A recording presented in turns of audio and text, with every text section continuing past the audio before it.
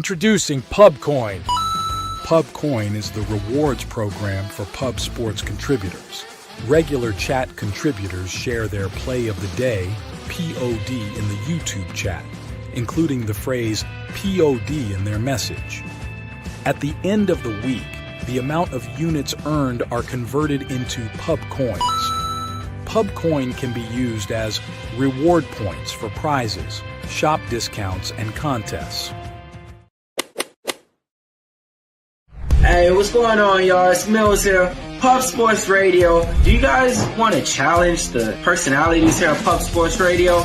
Do you guys think you're better than them at entering in your MMA predictions and picks? Would you want to get paid for it? $100? Here's how you do it, man. You sign up right here at the link below. It's just this easy. PubSportsRadio.com. Enter your email. Pick your weekly picks. That's it. Oh, and you get bonus points if you can predict how they're going to win in what round. Every single week, a new winner's getting crowned. So every Saturday on Pub Sports Radio. So come on and check us out. You can win $100 just for signing up. Only thing you need to do is see if you can beat us here at Pub Sports Radio by entering your UFC predictions and picks weekly.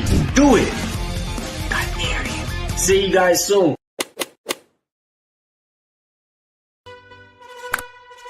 Upgrade your membership to Gold, you will be automatically entered in every horse race, every Wednesday and Friday. It is time to race horses. We are racing camels today. Shout out to the Gold members. We're racing in San Antonio immediately here. And we're off. 2 minutes, 74 canals on this racetrack. It's wide.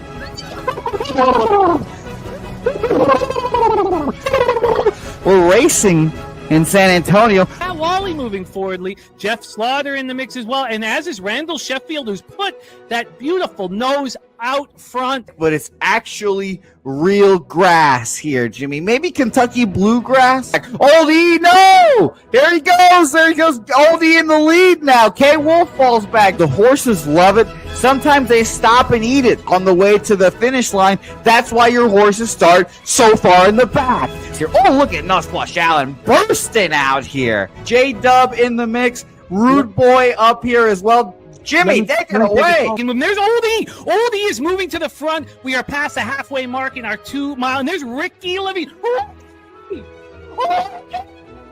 Oh my goodness, he's in the mix here. Jimmy, take it home. This is our first dog race ever. 19 seconds left in the horse race here. It's Fernando Mendoza trying to find the wire. 14 seconds left. Can Fernando Mendoza take this home? Here comes Kenny Kencan. Kenny Kencan wants a piece of the pie. Put his schnoz up front. Ricky Bobby, 9 seconds left. Can Donut Silks make a run? Can Res Mall make a run to be $50? You son of a bitch! Here comes Tori Coker. Kenny Can Smoke and Mirrors, Director 97. Home. That is the way. Here comes Jason Meyer, the Eldorado Custodian. Billy Friedrich. Jones one all coming down the advantage. Coin!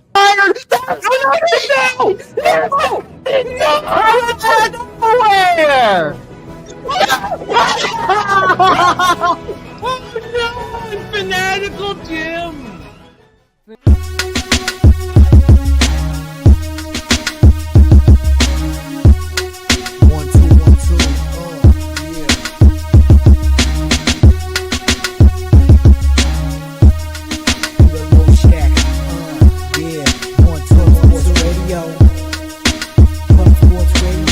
From the corporate Peter Loshak, legendary sports handicapper, more dapper than a dom.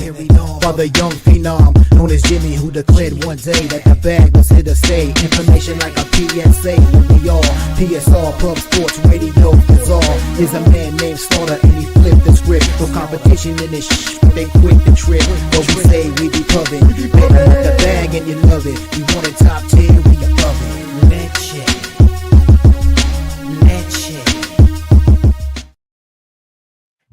Yo, that jam is hot. That always puts me in the mood. Jimmy the Bag, welcome to Pub Sports Radio. Hope my audio and video is all okay here. What's up, everyone? March Madness is here. We got Jimmy the Bag, the comment section. We got Pubapalooza this week. It's a very nice time to be alive. I saw on Twitter, Nutflush Allen's kid killing it in fucking golf. That's what you got to do. that, that you got to have the Troy Torrance / Nutflush Allen's kid level of dedication if you want to be successful in life. Unless you're just gifted money or gifted talents, then you can have some success in other ways. But most of the time, it takes that. Shout out to everyone in the comments section. Jimmy the Bag. I'm running a little bit late here, so I'm getting in. How you doing, Jimmy the Bag? Are you psyched for March Madness? Are you psyched for Pubapalooza? How's everything going? Things are much better than they were a couple weeks ago. I'm really excited about getting on the airplane tomorrow. I couldn't be more excited about it. About young Nutflush Allen, that's parenting. Ooh. It's parenting. It's great parenting. Because remember, Caden was a baseball star, and then COVID hit, and he'd been on a traveling baseball team, and he was like, I don't think I want to play anymore. And there was no like, you have to play or you're disappointing the fan. There was none of that. He was able to find himself, find what he wanted to do. I learned so much from that portion of Mike raising Caden, because I was like, what are you talking? Like, I didn't say it. Like, I didn't, but I was like, you're just gonna let him walk away from baseball? I mean, he's built to hit homers. He's built to be a baseball player. And he was just like, I'm just gonna let him find himself. And that incredible parenting that I probably, now that I've watched another parent do it, maybe I have a chance. Yes. But I would not have done that. I would have been more. It's great parenting that has, he's got Bailey in med school, Skylar just a star in her high school and on the soccer pitch, and then Caden on his way. I mean, it's unbelievable. Parenting is everything, and the opposite is true too. You know what I mean?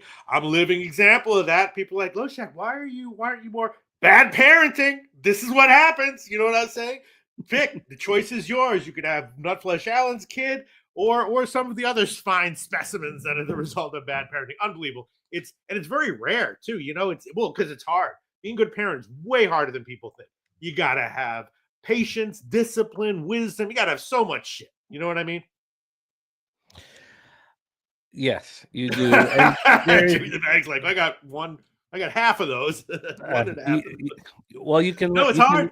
Listen, like you always would say back in Costa Rica. Listen, you gotta listen and watch and learn. And is a phenomenal pops. Shout out to all the cappers in the chat. It's great to see all of you guys. I cannot believe that 24 hours from now I will be at the airport with Spenny, Gokster, and the Nuke Worker heading down to San Antonio. We got a ton of action coming in from cappers in the chat. There is a sense of calm now that we've got this far into the college basketball season. Don't need to force through 35 to 55 games a day. Pete, we did break the record. The show Friday was 6 hours long. That is too long. Happens. Too long, but we're back in a sizable schedule that we can attack and hopefully succeed with, which is very important. We've had a great history of success capping together in San Antonio. We need to have that happen again.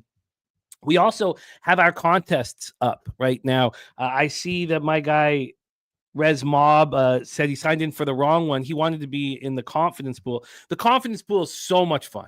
I do. I think that the strategy and the planning of that one is extremely enjoyable. It works great hand in hand with the bracket pool. We want to celebrate anybody who signs up here during the show. The signups are coming in fast and furious. So it looks like we're going to have a great prize pool.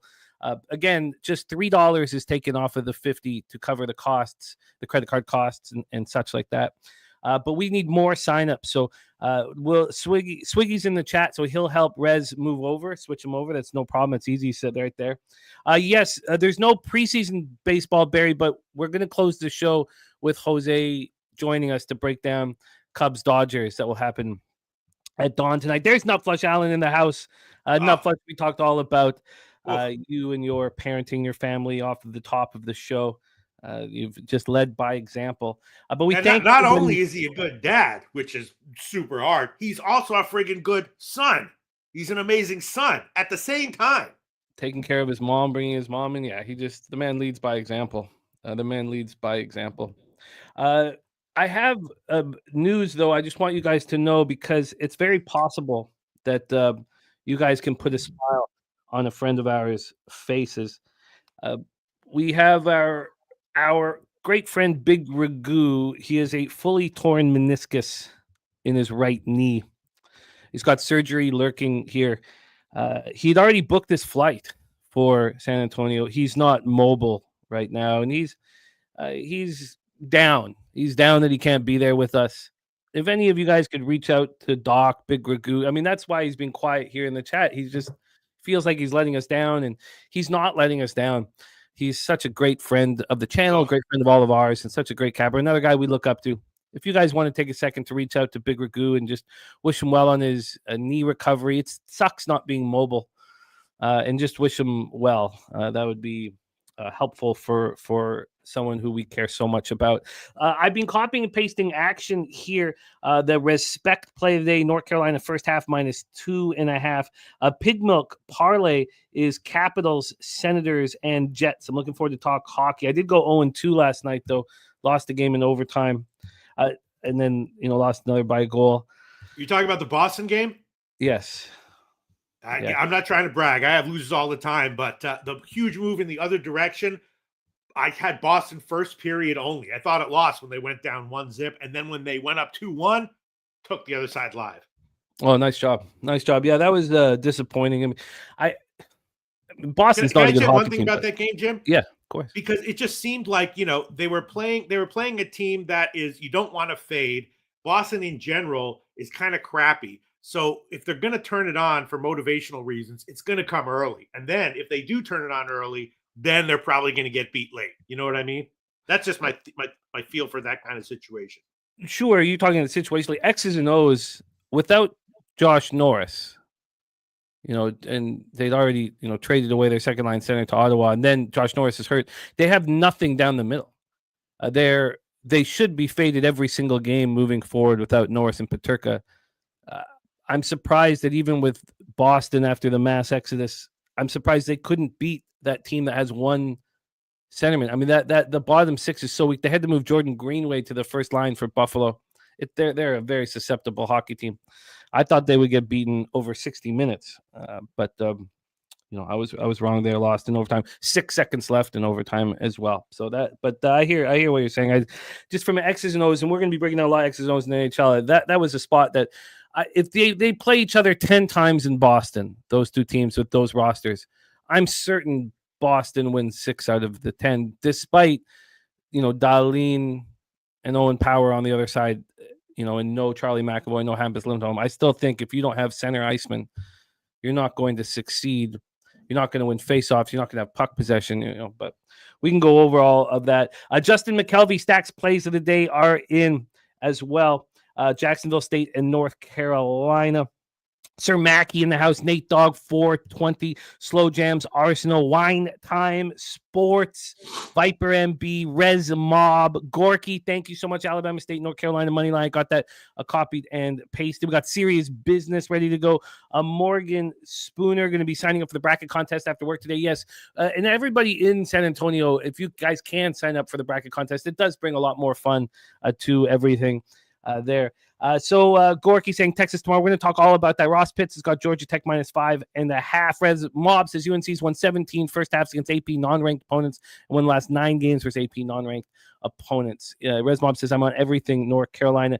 There's Turnsey in the house. That was a nice thing. We beat that Red Wings line on Sunday by 40 cents, 45 cents. I'm on the Red Wings again today. I'm fading the Capitals again. We'll see how this breaks out. We'll break that down more. I'm on the Red Wings. So again, I've moved on 4 spots in NHL. It's too bad to go 0-2 last night. I was getting rolling in NHL, and then it kind of fell off. Free bands play today's Bucks -2. Great to see. We got Barry in the house. Our guy Barry, he's signed up. Barry Roselle signed up for our tourneys as well. And we want to celebrate anybody who signs up for our contests here during the show. We want to sign up or celebrate anyone who signs up. So Swiggy will let us know. There's my guy Lamont Williams in the house, saturated, ready to get to work. Troy Torrance here is coming to Pubapalooza. It didn't look like he was going to be able to make it. He's flying in on Thursday, which is great nice. News. Just more and more great news. Matthew Green says, terrible run in NHL lately, really losing my confidence. Don't really want to lose more, but historically, this is my best time of betting in NHL. It always is, Matthew Green. This is it. This is the month where we absolutely dominate. We have year after year after year of proof. Don't let a legitimate hiccup around the trade deadline take you off of the beaten track. This beaten track we've traveled so often with success. So it's okay. We all go through that. Look, I got up. It's not something to brag of, but I got up 6 units on the season and then fell off on a 17-unit swing the other way, right around the trade deadline. Flush Allen always talks about us being very patient around the trade deadline. Don't move too much around the All-Star break, and I seem to always fall into that mistake. There's and the reason it's so obvious just because it's personnel-wise, things get rattled, shaken up, and also psychologically, it's just very hard to read the tea leaves and to figure out what story's going on. You know what I mean? Would you not agree with that?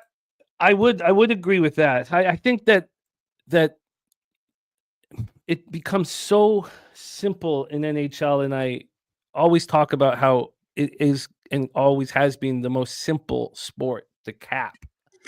And the thing that happens, in college basketball and in the NFL playoffs and in times later in the season is that there's not bad spots can be handled in the most important situations by the better team, and bad spots that can't be handled during the regular season because the onus, the care isn't quite there.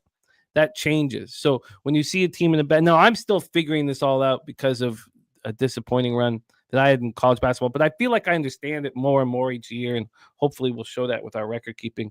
But it's great to see all of you guys in the chat. Let's get to work. Here, Pete. I'm looking forward to cap this NHL card. We're doing NHL, then we're going to get into the play-in games for March Madness. Then we're going to talk NIT, all 6 games in the NIT. Then we're going to go to the 4-game NBA card and close up with Major League Baseball. Let's get to work here. DC Capper, I am excited for the tournament very much, but it's to have the pleasure of hanging out with everybody during the tournament. I'm very, very excited about this weekend. I think we all need this weekend. Nasty Nate says 24 more hours. I'm pumped up. Let's get to work, Pete. Let's roll. Let's roll through the NHL card. All right, NHL. My forte in NHL is capping the NHL cappers. That's what I do best in NHL. But a lot of times I do have one or a few bets before we go over these cards. This card, I have literally nothing that I bet so far. There's things I'm thinking about. Each game looks a little tough to me. In the first game, Ottawa-Montreal is a classic example of that. Ottawa obviously really rolling, right? Won 6 in a row. Montreal, they've been good and undervalued for a while. I did get on that train a while ago. I was betting like unders at home. I was betting on them. Just Montreal's a quality team, and now they're going up against each other. Montreal's a small home dog here. The game does have playoff implications. It's a relatively low total. Montreal is a home dog here. So I guess if you gave me a free play before I hear what you have to say, Jim, I would throw it on Montreal just because they're a dog. But I don't really want to fade either of these teams. Montreal clearly either winning or losing as close as a big dog. So I don't want to fade them. Ottawa rolling. What do you think, Jim? Ottawa is a wagon. I had to decide, I cashed with them against the Leafs. I've been catching with them a lot. I had to decide, and I was trying to make decision whether I should move on them at 18-1 to win the East. This was on Saturday night. It's 15-1 now, which is not that much of a difference. The problem is I think that they can go all the way in the Eastern Conference. It's crazy to say that. I would never have thought that I would say that. But it's not going to be easy. They're going to have to play the winner of the Atlantic, we expect, in the first round. But even if they pass the Leafs here, which is still a possibility, they'll have to face the Lightning in the first round. I think they can beat both of those teams. But because I've already got the Lightning to win the East, the Rangers to win the East, I don't want to put myself in a situation where, and the Rangers to win the East was a very light bet I made when they picked up Miller. So I'm not tied in too much financially. But then if the Panthers, who look like the toughest team in the league, especially when they get Ekblad and Tkachuk back, I'd rather just bet the Senators in every game in the series. Bet the Senators in every game in the series over and over and over again throughout the playoffs, and I think I'll make good money. So I've decided to do that at this point. Maybe should I put a small flyer on the 15-1 after not betting the 18-1, kind of talking myself out of it? I'm not sure. Thank you, DC, my man. You are a great friend. There's Cuban Connect in the house. Gorky, Galatasaray, and Monaco Moneyline in Euro basketball. Let me copy that and paste that from our guy, Gorky. But I honestly, right now, on March 18th, now, again, these teams aren't fortified like they will be in the Eastern Conference with Kachuk and Ekblad coming back. Ottawa would beat every single team right now, the way they're playing. They're just a wagon. I'm on the Senators here on the -1 line.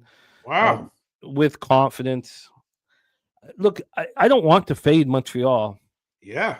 But if you're watching Ottawa, they have fight back. It's difficult to find a team that can allow a goal and fight back immediately, win the next shift.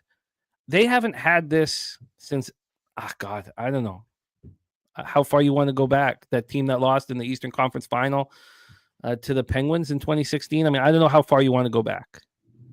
So this is just, the Senators should be bet every single game moving forward for the rest of the season, including the playoffs. Jake Sanderson is now a top 10 defenseman in the NHL. They're saying the only thing that he doesn't have is quite the offensive Cale Makar. That's how good he is. I think he's a top 5 defenseman in the NHL. So you've taken the pressure off of Shabbat. Linus Ullmark is playing phenomenal. He allowed that terrible goal when he was caught out of position. He made a bad play with handling the puck. And the Senators scored on their next shift and scored the next 3 goals.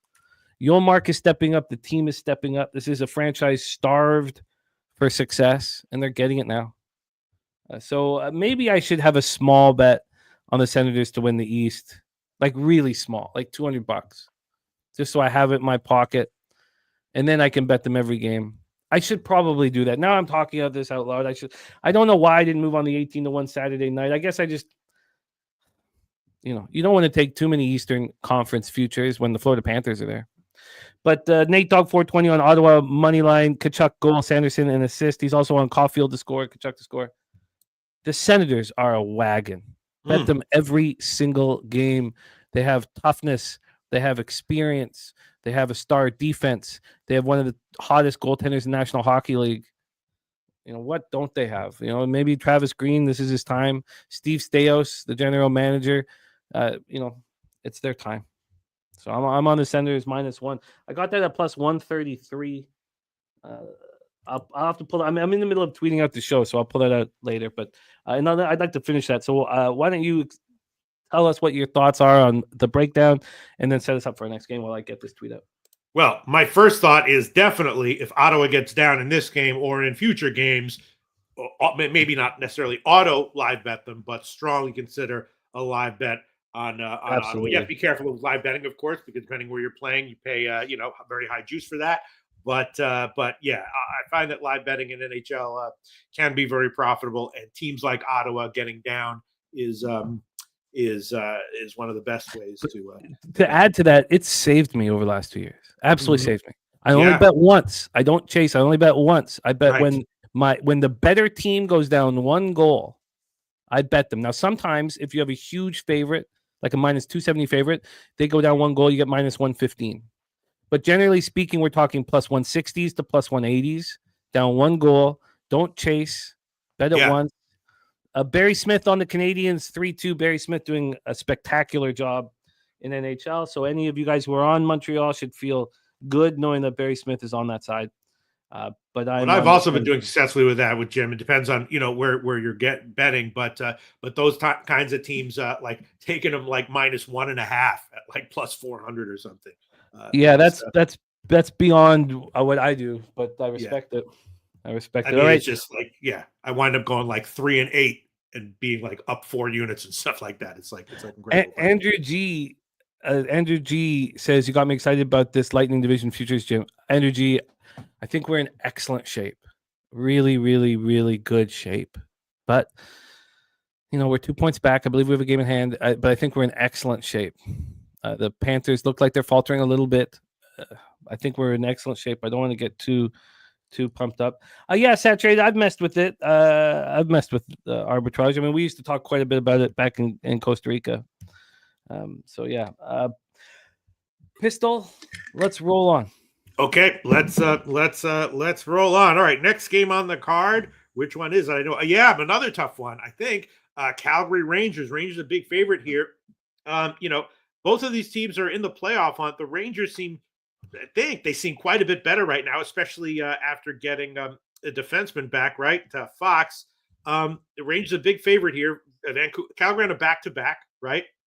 They lost big at Toronto last night. Overall, they're just not good. Rangers kind of slumping. They lost the last one at home to Edmonton, which is, I guess, forgivable. Historically, Calgary plays them well. The Calgary team total under is the closest play that I made on this card to actually betting, but I still haven't pulled the trigger on that either because Calgary, because of where we are in the season, I think they are going to fight till the end. Rangers seem a lot better. Not sure if I'd want to take them at minus 200, though. What do you think, Jim? Calgary team total under? Rangers? Well, I was going to move on the Rangers, but I said, wow, there's a big move. Sorry, I just saw it up to 240. Holy crap. Wow, that just happened. That happened in the last hour. I got to refresh this. That's a move and a half right there. I was going to be on the Rangers, but I always stopped myself. I thought, what happens if the Flames lose 6-1? And so I didn't make the bet, and I won't, because that's my fear.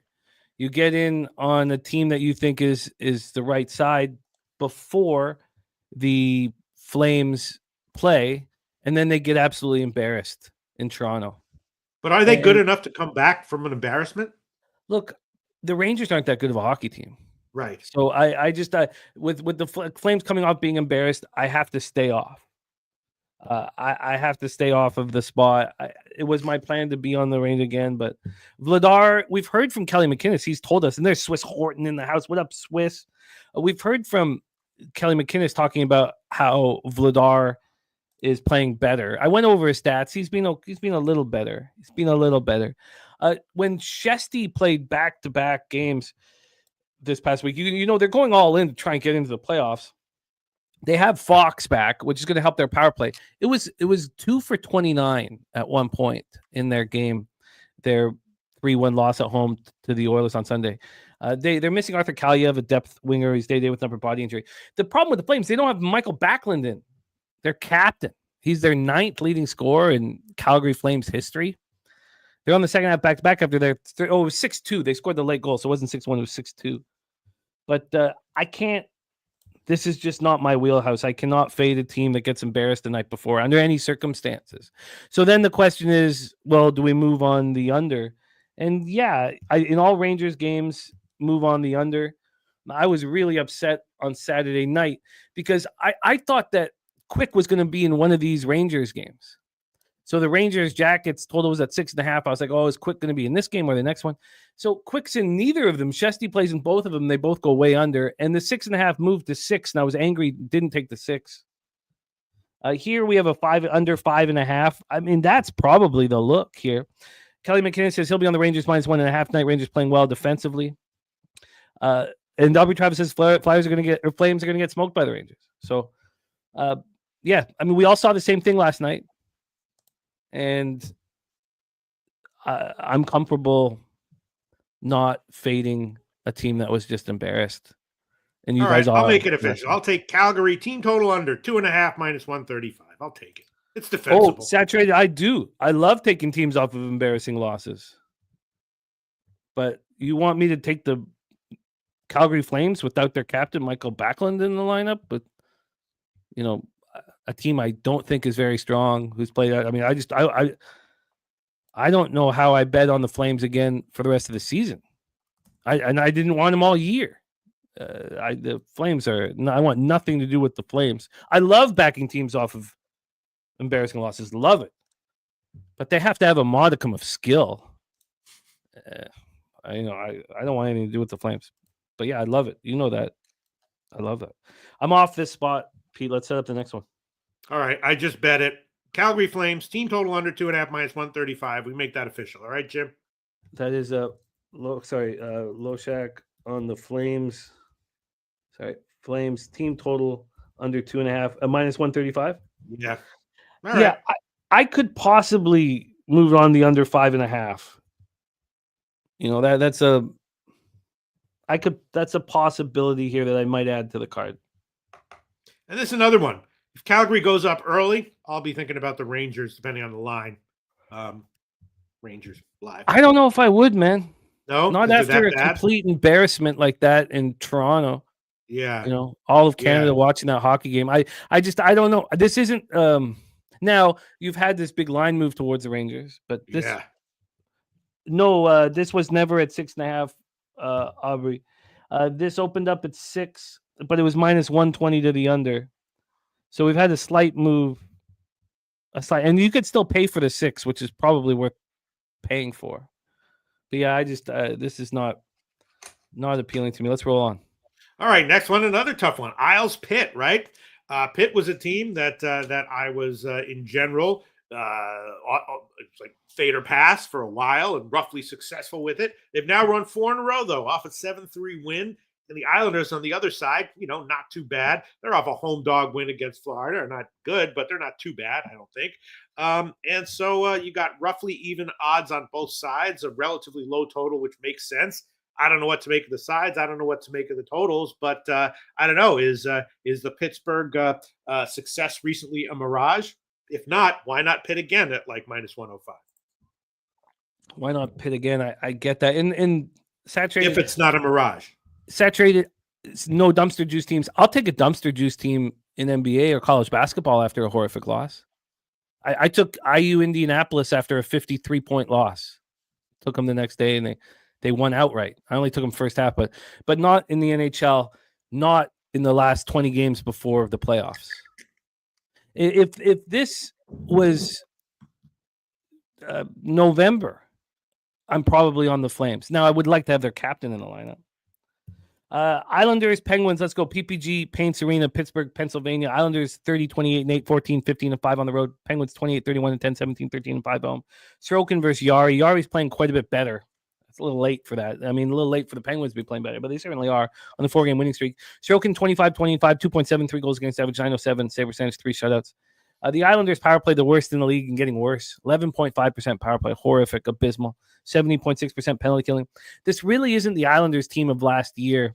You don't have Barzal, but you do have D'Angelo, who's the first line. Romanov and D'Angelo are first line defensive pair, which is crazy with a team with Noah Dobson and Pelican Pullock. Right now, Pellick is hurt. So is Boakvist on the defensive end, and Barzal's not coming back for the rest of the season. There's our guy Swiggy putting out the NCAA bracket signups. Can't wait for our attorney. Please sign up. Sharpie in the house. Game 2, Dodgers first 3 at minus 145. Dodgers first 3 says Roki Day is upon us from our friend Sharpie here. Pittsburgh power play 24.3%, penalty killing 77.2%. Sharpie, of course, coming off a win in game 1 as well. Yes, saturated. The Penguins coming off their 4th straight win, 7-3 at home versus the Devils on Saturday. They're missing Ryan Shea and Pierre Olivier Joseph, excuse me, a depth defenseman, Tommy Novak. This is game 4 of a 5-game homestand. Look, I do not want the Penguins. I don't want them at all. Is this the time to back them? Probably. This totals a 6 at minus 121. God, I would jump at the opportunity to bet it under 6 back in last year with this Islander squad, but it's just a little different this year. And then on the money line, you have, oh wow, move back to the Islanders. Holy shit. Okay. So the Islanders opened up a minus 102. Now they're minus 114. I guess Islanders? It wasn't that big. It was just a 4-cent move away from them to plus 102. But wait, the Islanders? The Islanders are minus 114. The last move was 12 minutes ago, offshore. The sharp book offshore. Wait. I'm seeing Penn still the favorite. Am I behind here? What's going on here? That yeah, changed. You're right. There you go. Right. That has changed. Wow, if I had a free bet, I'd be on the Islanders. But that was a big move. It was a big move, a legit move. I don't. 2 seconds. Holy crap! If I had a free bet, I'd be on the Islanders for sure. I've made it now a thing where I will not fade any team on the 4th game of 5 in NBA and NHL on the 4th game of 5-game homestand, the 5th game of 6-game home, on the second to last home game of a long homestand. I will not ever. I'm going to cut it completely out of my action. So I'm off of this spot. But if I had a free bet, I would take the Islanders. I think the Islanders are a better hockey team. You know, they kept Raquel and Rust, so at least at least Dubas is giving Crosby something to work with, but that second line is abysmal. Malkin, I kind of like Philip Tomasino, but he should not be a second line winger. And they're just a weak hockey team.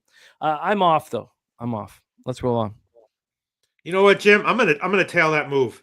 The Islanders are pretty crappy though, aren't they? I mean, they've underachieved this year. They can't score on the power play, and they have a terrible penalty killing. If their power play was 20% and their penalty killing was 80%, they'd be in a playoff spot. All right. I'm going to look at this a little bit more and make a decision on it later on in the show, though. All right, Jim? Sounds good. Let's roll on. All right. Okay, let's move on. Next game on the card. Another tough one here. Detroit and Washington. Look at this line move I fucking destroyed. I'm sorry? Look at this line move I fucking destroyed. In the Washington game. Let me see. Yeah. Okay, well, let me set up the game first. So Detroit been struggling a bit. I thought that they were a little bit better than they have been recently. So I lost some money betting on them to bounce back. But then when they did bounce back, I got a lot of it back. But overall, a little bit underachieving Detroit. Now they're a huge home dog here road dog against Washington. Of course, Caps high quality team. They continue to be good. Back home off of a nice West Coast trip. Detroit is battling for a playoff spot, though. It's just a little bit hard for me to get a read on what to expect from Detroit. And going up against a team like Washington, that's a team that is obviously very good, but also high character. They tend to overachieve. Washington, a decent size, a big home favorite here.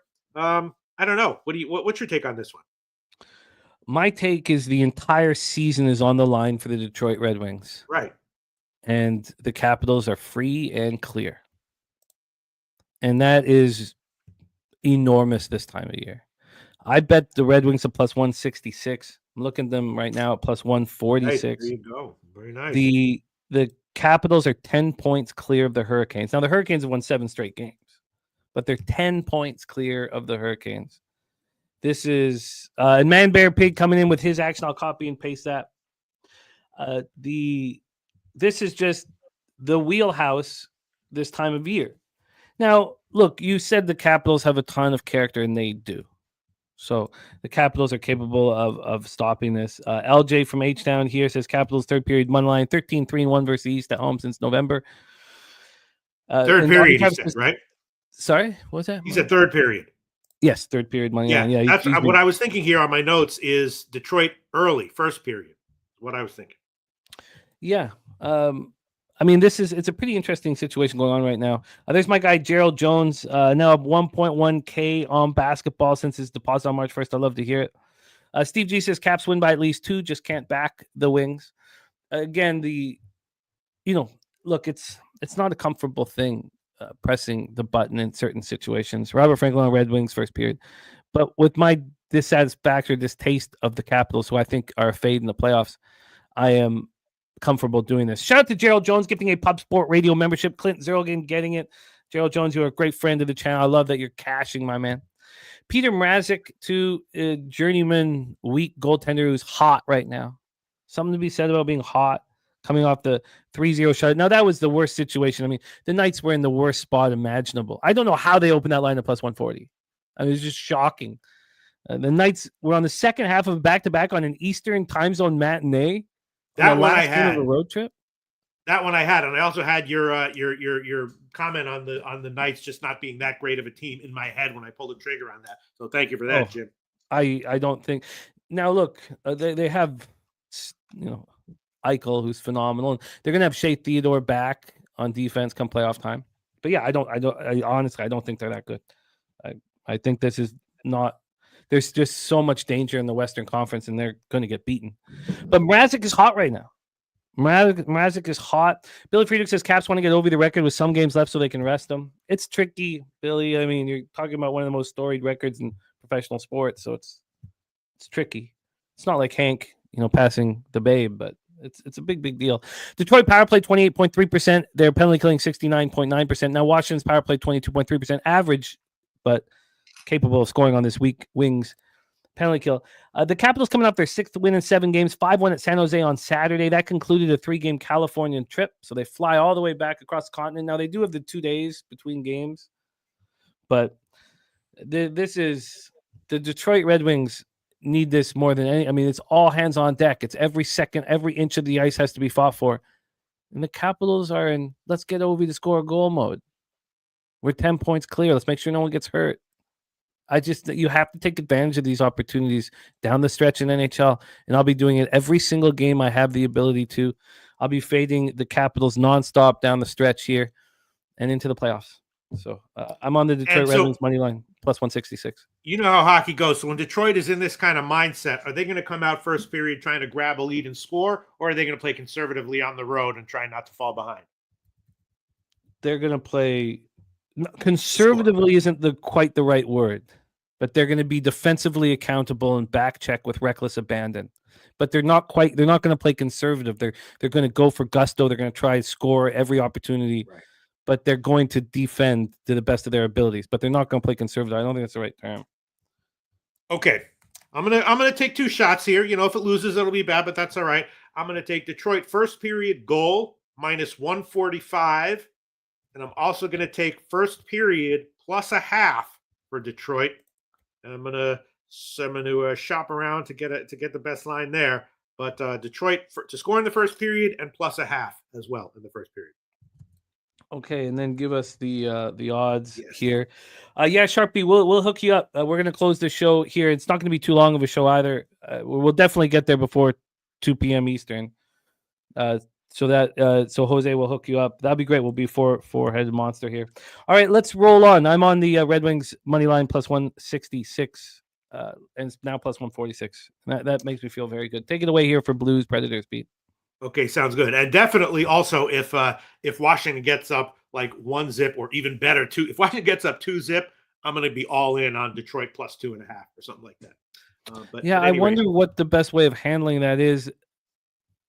I wonder because they'll take massive risks at that point. Right. So yeah. So I'm not. I'd have to sit with that a little bit longer because that's going to be the Capitals parking the bus. Capitals parking the bus. You know, it's like when you watch a team get outshot 16-2 and they're down 1-0 in the period because they're taking all these risks and they allow the odd man rush and. Yeah. Yeah. No, you're right. Yeah, that's true. I mean, obviously not all in, right? But I'll be thinking about it. All right. Next game on the card. You ready, Jim? Yeah, let's roll. Another tough one. Dallas, massive favorite over Anaheim. Now, Anaheim's slumping now, right? They've lost a bunch of games. They're off a blowout loss at St. Louis. Dallas, back home off a 4-game road trip. They lost 3 of those games, but all 3 of those losses were against top teams. So this is a very weird handicapping spot. I have no idea what the right play is here, if any, but you got Dallas, massive home favorite, coming off of a 3-loss, 1-3 road trip where all 3 of the losses were against elite teams. Anaheim struggling, but they do still have a roster full of like young spirited guys who presumably are going to come out, every game, no matter what happened the game before, no matter what's coming up next. I don't know. I was thinking maybe over, if anything, but Dallas, a massive favorite, and free play before I hear what you have to say, I throw it on the over. Oh shit! I skipped. I was going St. Louis, Nashville, but so we'll go back to St. Louis, Nashville afterwards. Sorry, I was in my head. No, that's my mistake. No, but right, it's all good. We'll hit Anaheim, Dallas now. Dostal, Ottinger here. Ducks coming off their 3rd loss in 4 games, 7-2 the Blues on Sunday. I've been a little surprised watching them. I had a great night on Sunday, but this was my loss. I've been surprised watching how bad they've looked.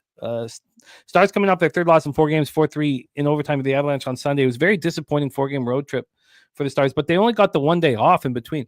If this was Wednesday, if they had Monday and Tuesday off, I would be smash and grab Stars. Maybe this still is, but it was a very disappointing road trip, which should have them, on high alert. The Stars are minus 357. So, I mean, even on a -1, so the lines moved 12 cents towards them. Even on a puck line here, you're going to pay an extreme amount of juice. I'm seeing the best line at -1.5 at -135. That's moved 10 cents. It's just they're just too big of a favorite. It's hard to work with. The Ducks are also, Cronin's such a hard ass. He's going to be all over these guys. Like it's not the Ducks are going to come out, playing for their lives or playing for their jobs. This totals is 6. It's been moving to the over. It's now -117 to the over, a 10-cent move to the over. LJ says Dallas hasn't lost 3 games in a row all year, 5-1 to the puck line after a 2-game losing streak of 4+ a goal, 7 out of the last, 4+ goals, 7 out of the last 9 home games. Yeah, no, I get it, LJ. And big shout out to Gerald Jones now in our Cappers contest. Shout out to Gerald, our guy. Please sign up and join us. Oh, it's not the Cappers contest. Sorry, in the bracket contest. What a guy, Gerald. Thank you, my man. So this is just too big of a favorite. I mean, again, if there was just that one extra day off or the Ducks were coming off of a win, I just need one more thing to kind of correlate. But this is the game where if the Ducks go up a goal, then the Stars would be extremely appealing. But I'm off of this spot, Pete. Okay. Well, what's up with Anaheim though? Are they still? They are still in the playoff hunt, I guess mathematically, but not really. They are still in the playoff hunt right now. 65 points on 67 games. I mean, these last couple losses probably cost them here. Yeah. But because also the Flames have a game in hand, but the Flames don't have Backlund. I'm Cronin's telling them that they're still in the playoff hunt.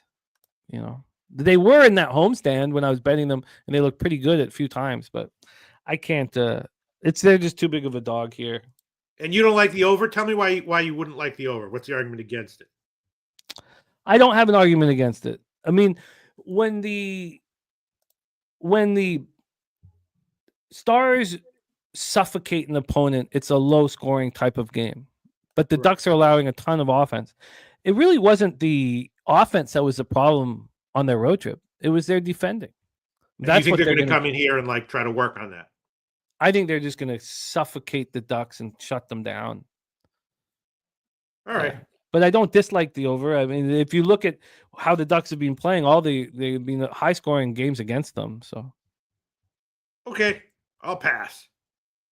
Let's roll into that Blues Predators one. Yeah, sorry about that. That was my mistake. I skipped it in my excitement over the card.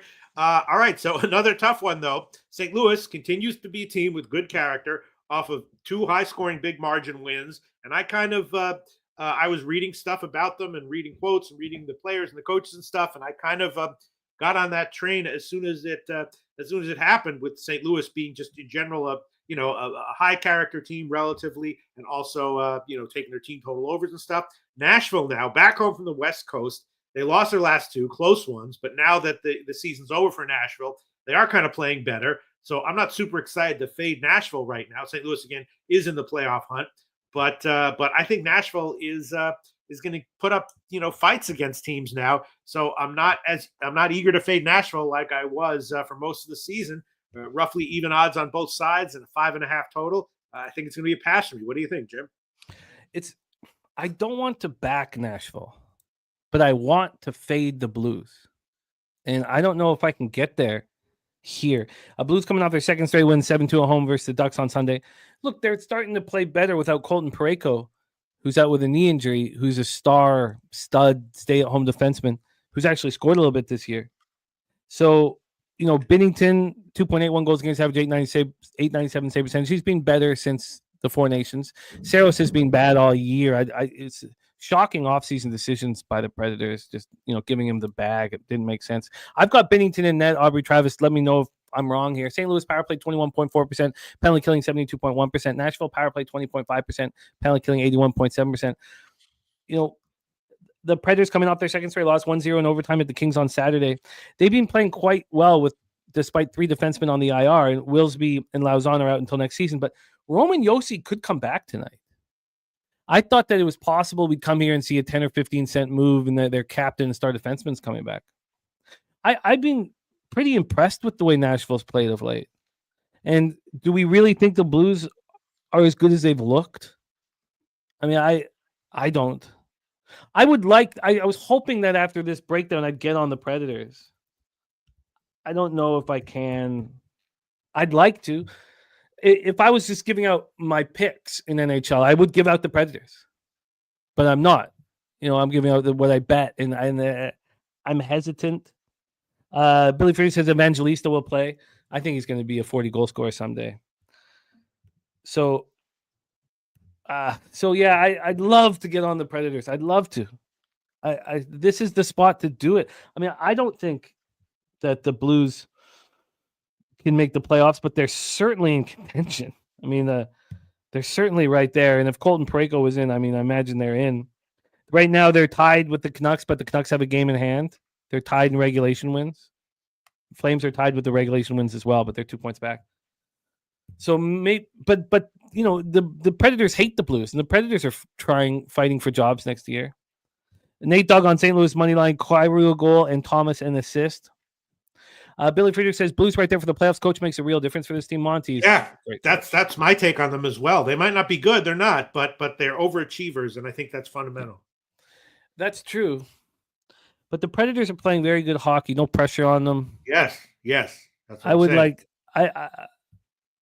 I would like to get on the Predators. I would like to find a way to get on the Predators. This certainly wouldn't be a game where if the Blues go up 1-0, I'd want the Predators. It's not that kind of a situation, but I'd like to find a way to get on them, and I'm not sure if that will happen. Let's roll on. All right, next game on the card. This was the other bet that I was I haven't made yet, but I'm probably going to make it. Seattle, Chicago. Seattle playing competitively in general. They're off an OT loss to Winnipeg, and Chicago, playing out the string. They're back home now. They lost all 4 on their road trip. Seattle, I believe, is out of the playoff picture. I might be wrong about that, but I believe right? Yeah. Right, they're way out. Okay. And so I was thinking that, leaning over and more so Chicago team total over, not necessarily wanting to bet Chicago as a home dog, although I would, but liking over and liking a little bit more Chicago team total over. Yeah, I think it's all fair.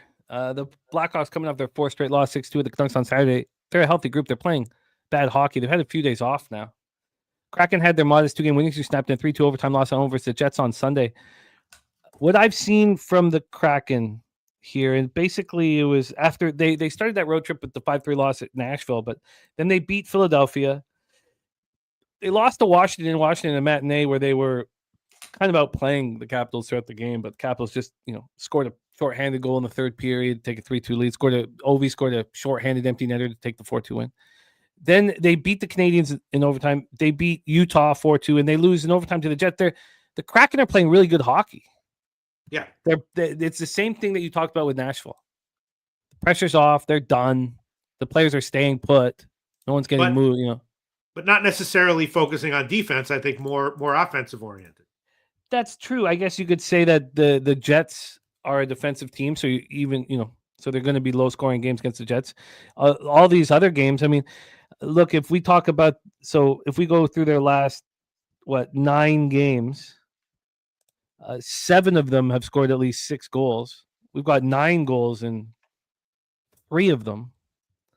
So yeah, I get it. I absolutely get it. Big shout out to Nasty Nate, who just signed up for both brackets. Nasty Nate, man, cannot wait to buy you a beverage at the Southtown in 30 hours. 30 hours. Nutflush says who is confirmed in net. I don't know if we got a confirmation, but Joey DeCord is listed. Spencer Knight on the other side. Both teams have strong special teams. Spencer Knight confirmed. I would like to look at. Yes, please do. Did you confirm? Confirmed. Okay, confirmed. Thank you. The Kraken are minus 150 on the road here. They opened up minus 154. They're now minus 150. A team that's 13-19 on the road. I don't know how you'd have to take them on the -1 line. Maybe they should be bet on the -1 line. Blackhawks look really bad of late. Really bad. Shout out to Tank Cobb in the house. What up, Tank? Aubrey Travis talking about the Southtown Burgers. Yeah, I can't wait. And Chris Salter says Rutgers Scarlet Knights taking the natty at the NIT. But I can't take the Kraken as this big a favorite, but maybe I should. Maybe I should be on the Kraken -1 with the way they're playing. I mean, their roster's so much better than Chicago's, but they've been playing less than some of their parts all year. So I do find it a tricky situation. I guess the spot that I find most appealing is Kraken -1. I don't know if I can get there though, Pete. All right. Well, you have any quick 10-second explanation for why the total is where it is makes sense to you? Or it seems a little low to me. I've been wrong about Blackhawks totals. Now they do have some accountability with Dickinson and Foligno, and so they do have some defensive play, other than Bedard, of course. But I thought this team would be an over wagon all year, and I started losing money on overs with them, and so I've just been wrong. Now, Nutflush says if the cord's not in net, he'll be looking to Blackhawks team total over, but he's waiting for who will be in net. So that's my problem. I have a bias. I've been wrong expecting Blackhawks overs. And I actually haven't been that successful cracking overs either. Both these teams play over hockey to me. So I can understand the appeal, but a no vig situation on the over 6 is fishy. Mm-hmm. Just fishy. Mm-hmm. All right. Well, I'm going to do it. Blackhawks team total over 2.5 minus 125, and the 6 is minus 101. I'm going to go down to 5.5. Seattle Blackhawks over 5.5 minus 129. Both official. And what did you get on the Blackhawks team total over 2.5? Minus 125. You are in business. All right, let's roll on to Utah Edmonton.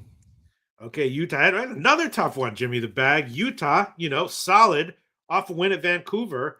They're the kind of team that maybe not elite, but definitely is interesting against anyone getting a big dog line, which they are here. Edmonton, off of 2 road wins, they now are playing lower scoring hockey. Earlier in the year, last week or 2 weeks before, I asked you, what's wrong with Edmonton? You were like, they just are not good defensively, and their games have definitely gotten lower scoring recently. They've been clamping down, tighter checking. It's conscious. They're doing it intentionally. And, I read a quote by, I don't know, a guy who was like, a lot of times when you tighter check, it can lead to more offense, but usually that's lower scoring games, right, Jim? Yes, less room on the ice. Right. So I don't know what he's talking about, but maybe a betting miss. But, I don't know. Utah's in the playoff hunt. They're getting a big dog line here. Edmonton off of 2 road wins, lower scoring now. They're nice wins, still not quite dominating, though. I don't know what to make of this game either. What do you think, Jim? Well, I bet Oilers games, and I bet on the Oilers, a lot. And so I just find myself gravitating towards them. Now, I hope Matthias Ekholm plays tonight. He's been off for a little while. Utah is the best team out of the Canucks, Blues, Flames, Utah. I'm surprised I'm saying that, but I believe that. Utah to make the playoffs at plus 350 should probably be bet. Now, I wouldn't bet it tonight because the Oilers are playing very well. Okay, Kong, we got Swiggy here in the chat, so Swiggy will help you here. Swiggy will help take care of that. We'll get that locked down for you, Kong. Thank you. So thank you so much for signing up, my man. So here, I'm very interested to see what happened with the line movement. I expected to have bet it at the wrong time. This total is a 6. It's minus 116 to the over. It opened minus 118 to the over. We've come back 2 cents. When we get to the money line here, we have, the Oilers down to 155. I should have waited. A huge move towards Utah. So there is issues here. The Oilers coming off a very tough road trip. Second straight win, 3-1 at the Rangers on Sunday. Now they play again Tuesday night. It was a very tough, as Pete said, low-scoring 4-game road trip. And they're a beat-up group. You have Ekholm and Klingberg out of the lineup, but Ekholm could be back here. Zach Hyman didn't play in that win over the Rangers. Hyman was limited to 10 minutes and 36 seconds in the win over the Islanders. Now, he was a full participant in morning skate, which tells me that he's going to play tonight. We'll see if that comes to fruition here. It is key for the Oilers to finish the season strong because you need home ice advantage over the Kings. Can you imagine a team that you need home ice advantage more? I mean, there's not a team in the NHL. You have to have home ice advantage over the Kings, and they couldn't lose that. Now, they'll be able to beat the Kings without home ice advantage, but you want it to be as easy as possible here. So the Oilers are in playoff mode, and here I do think that Utah's playing their best hockey of the year. Second win in 3 games, 3-1 the Canucks on Sunday. It was just so easy to fade the Canucks. Their power plays at 23.3%. Their penalty killing at 80.5%. They're getting really strong goaltending out of Vemelka finally. So It's too bad about Ingram too. He's in a tough place right now. His mom died, and he's just really struggling. He's taking a leave of absence. That's not alcohol or drug related. So I wish the best for him. But Vejmelka's taken over. I think I was probably too early. I think I bet Oilers games. I bet them when the line comes out. I bet them on the -1 line. Like I can't help myself, and I should have helped myself a bit here. This is not a very good situation for them. And you're certainly not going to get Utah to make the playoffs at +350 if they beat the Oilers here. But I'm on the Oilers -1. I wouldn't say this is a spot that should really be tailed, but I feel this is a bad spot for an Oilers team that's playing playoff hockey. So what are we going to see? The playoff hockey continue, or do they get Matthias Ekholm and have Hyman in the lineup, and this moves another 25 cents back to the Oilers? I think I probably screwed up here, but I'm on the Oilers -1. I got the minus. Let me pull up. Sorry, I got the -1 at -112. So it's moved 16 cents away from me, the money line. I got -171 and the puck line +142. Oh, it is what it is. But I should have waited. Lucky lefty looking at Utah first period money line. I'm comfortable here. Well, I guess I'm not. What am I talking about? I should have waited, but or stayed off of it because it's a bad spot. But I just can't fucking help myself. I think the Oilers are going to be a wagon here. I think they're going to have a big run in the playoffs. I think the only team that can beat them, honestly, is Dallas and Colorado now in the West, and then Florida in the East. Those are the only teams that can beat Edmonton. So I saw that, DC. Yeah, Colorado State now 2.5-point favorites. Wildly interesting. Look, let's roll on. Okay, pass for me. Last game on the card, another tough one. Winnipeg, Vancouver. Vancouver is a decent-sized home dog, as you would expect. Winnipeg slumped for a bit. Now they've won 3 in a row, and Vancouver still in the playoff hunt. Off a loss to Utah. Not exactly sure what to make of them. It's tough to fade Winnipeg in any shape or form. Not sure I'd want to take them as a big, road favorite here against, Vancouver, who can get wins and who is in the playoff hunt. Relatively low total. Pass for me. What do you think, Jim? This is the easiest bet on the board. Wow. This is the best bet on the board. The Winnipeg Jets are the best bet on the board. It's just a gift. They're just putting money in our pockets. It's not even the Jets. It's the Canucks are a mess. I keep telling everybody that. I keep fading the Canucks over and over and over again. There's my guy BT says, see y'all on Friday. I love it. BT. Respect. Can't wait, man. I'll be less intoxicated than last year. This is just, you have to fade the Canucks over and over and over and over and over again. You have to fade the Canucks every single game for the rest of the season. And you get to back the Jets too? What a gift. Oh, yeah, Sad Shade. I'm the only one that ever survived. I'm the only one. It's great. You should watch it, man. You see everything on my videotape. You see 9-minute movie, 10-minute movie. Okay, here. Let me first talk about the Jets. 31% power play, best in the league, 79.2% penalty killing. They're just a phenomenal hockey team. Now, they just don't want to get hurt, but they want to keep playing good hockey. Vancouver power play, 22.3%, penalty killing, 82.5%. Lankinen in goal. Lankinen's very average. The Swiss, that's a long one. But Pete being here, this is probably something we should tackle. This is something we should tackle down at Pubapalooza in one of our live streams because I need some time to wax on that one. But I've copied and pasted it, Swiss. Here, the Canucks had their modest 2-game winning streak snapped and 3-1 loss home to Utah on Sunday. Philip Heedle's in concussion protocol after taking that hard hit by Jason Dickinson. It's the second time in a few games that we've seen a Canuck just get run over and nobody do a goddamn thing. Nobody do anything. This is the last game of a three-game homestand. They go on a tough 6-game Eastern road trip after this. Fade them every single game of the road trip. Every single game of this 6-game road trip. Bet against them. Now, I was saying to, it's -170 not to make the playoffs. Mel's just going to cash that Canucks not to make the playoffs bit. But And the Jets are missing Neil Pionk. He's out with a lower body injury. I couldn't believe this line. I was like, "Are you kidding me?" The Jets at minus 150. It went from minus 144 to minus 152 before I could get to it. But are you kidding? Like I was just like, "What? You're just going to put money in my pockets?" Well, I'll open them.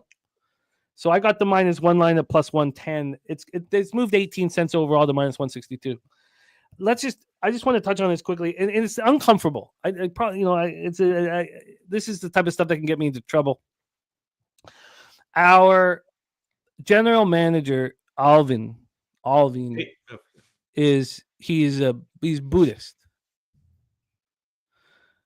So if you're wondering why the Canucks don't have toughness throughout their lineup, they don't have players that are going to hurt you, that want to come on the ice and break you down, break down your spirit, punch you in the mouth, and cut you with their skate blade.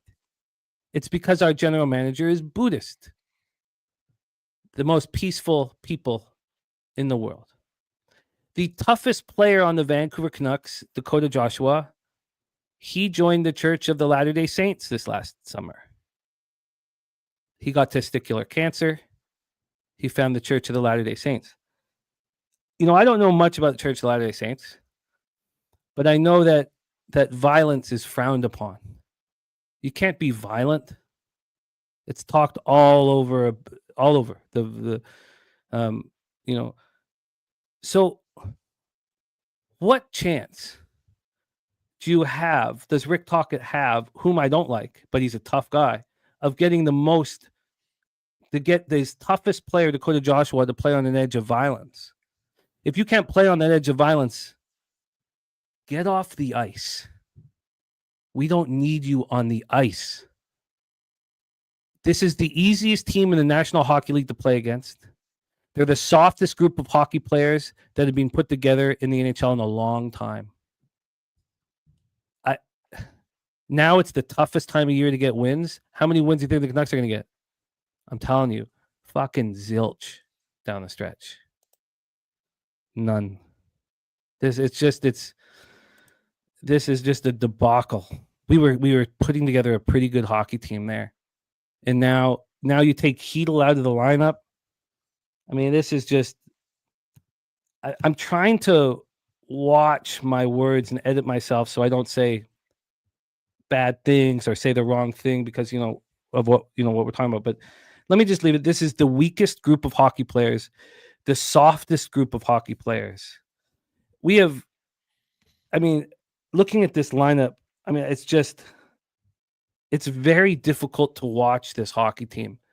Gay. That's the word you're going for, Jim. Just say it. Just say it. I'm not saying that. Just say it. You're thinking it. We all know you're thinking it. No, May as well just say nothing to do with that. Nothing to do with their. No? Oh, okay. Nothing to do with their sex acts. Although I bet you their sex acts are passive, fucking soft ass. They're subs, I guess.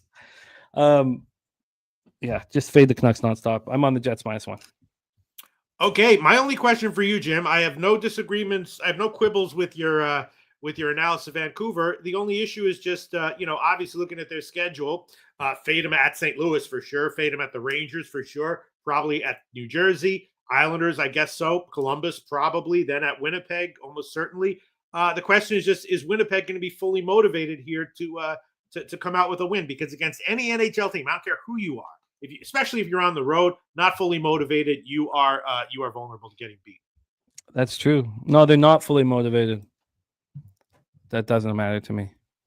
You put your foot on the throat of the Canucks. I'm starting to realize that -170 is probably just worth the max bet for them not to make the playoffs, even though it's so juiced. They have no chance to make the playoffs. They're going to go.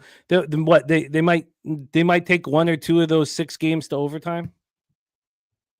I mean, they have no heart. They have no. It's just sucks watching them play hockey. I think that maybe the Canucks not to make the playoffs now is worth it, even at -170. And then if Utah wins tonight, then you won't get a chance to take Utah to make the playoffs. So, and I bet Edmonton, so I'll probably wait on Utah, hoping that Edmonton beats them tonight. But There you go. That's our NHL breakdown here for Tuesday, March 18th. Let's review all action here. Oh, say what? You want me to tell you a quick story about the questions people were talking about AI and sports betting? This will take Yeah, I'd love that. But let's review. Let's just review so we can move on to a new spot here. We have Senators Habs. I'm on the Senators -1. I love it. I got plus 133. If you bet it now, you get like a plus. You get between plus 125, 128. It's great. Loshak's on the Flames team, total under 2.5. I could get to this under 5.5 or under 6. I think it makes sense. I think the Flames play very strong. I should already be on it. So I'm going to move on to 5.5 or 6. Decide which is right for me. Then the Islanders. Loshak, were you going to move on the Islanders? Nah, I'm looking at it more. I'm like, I'm going to hold off.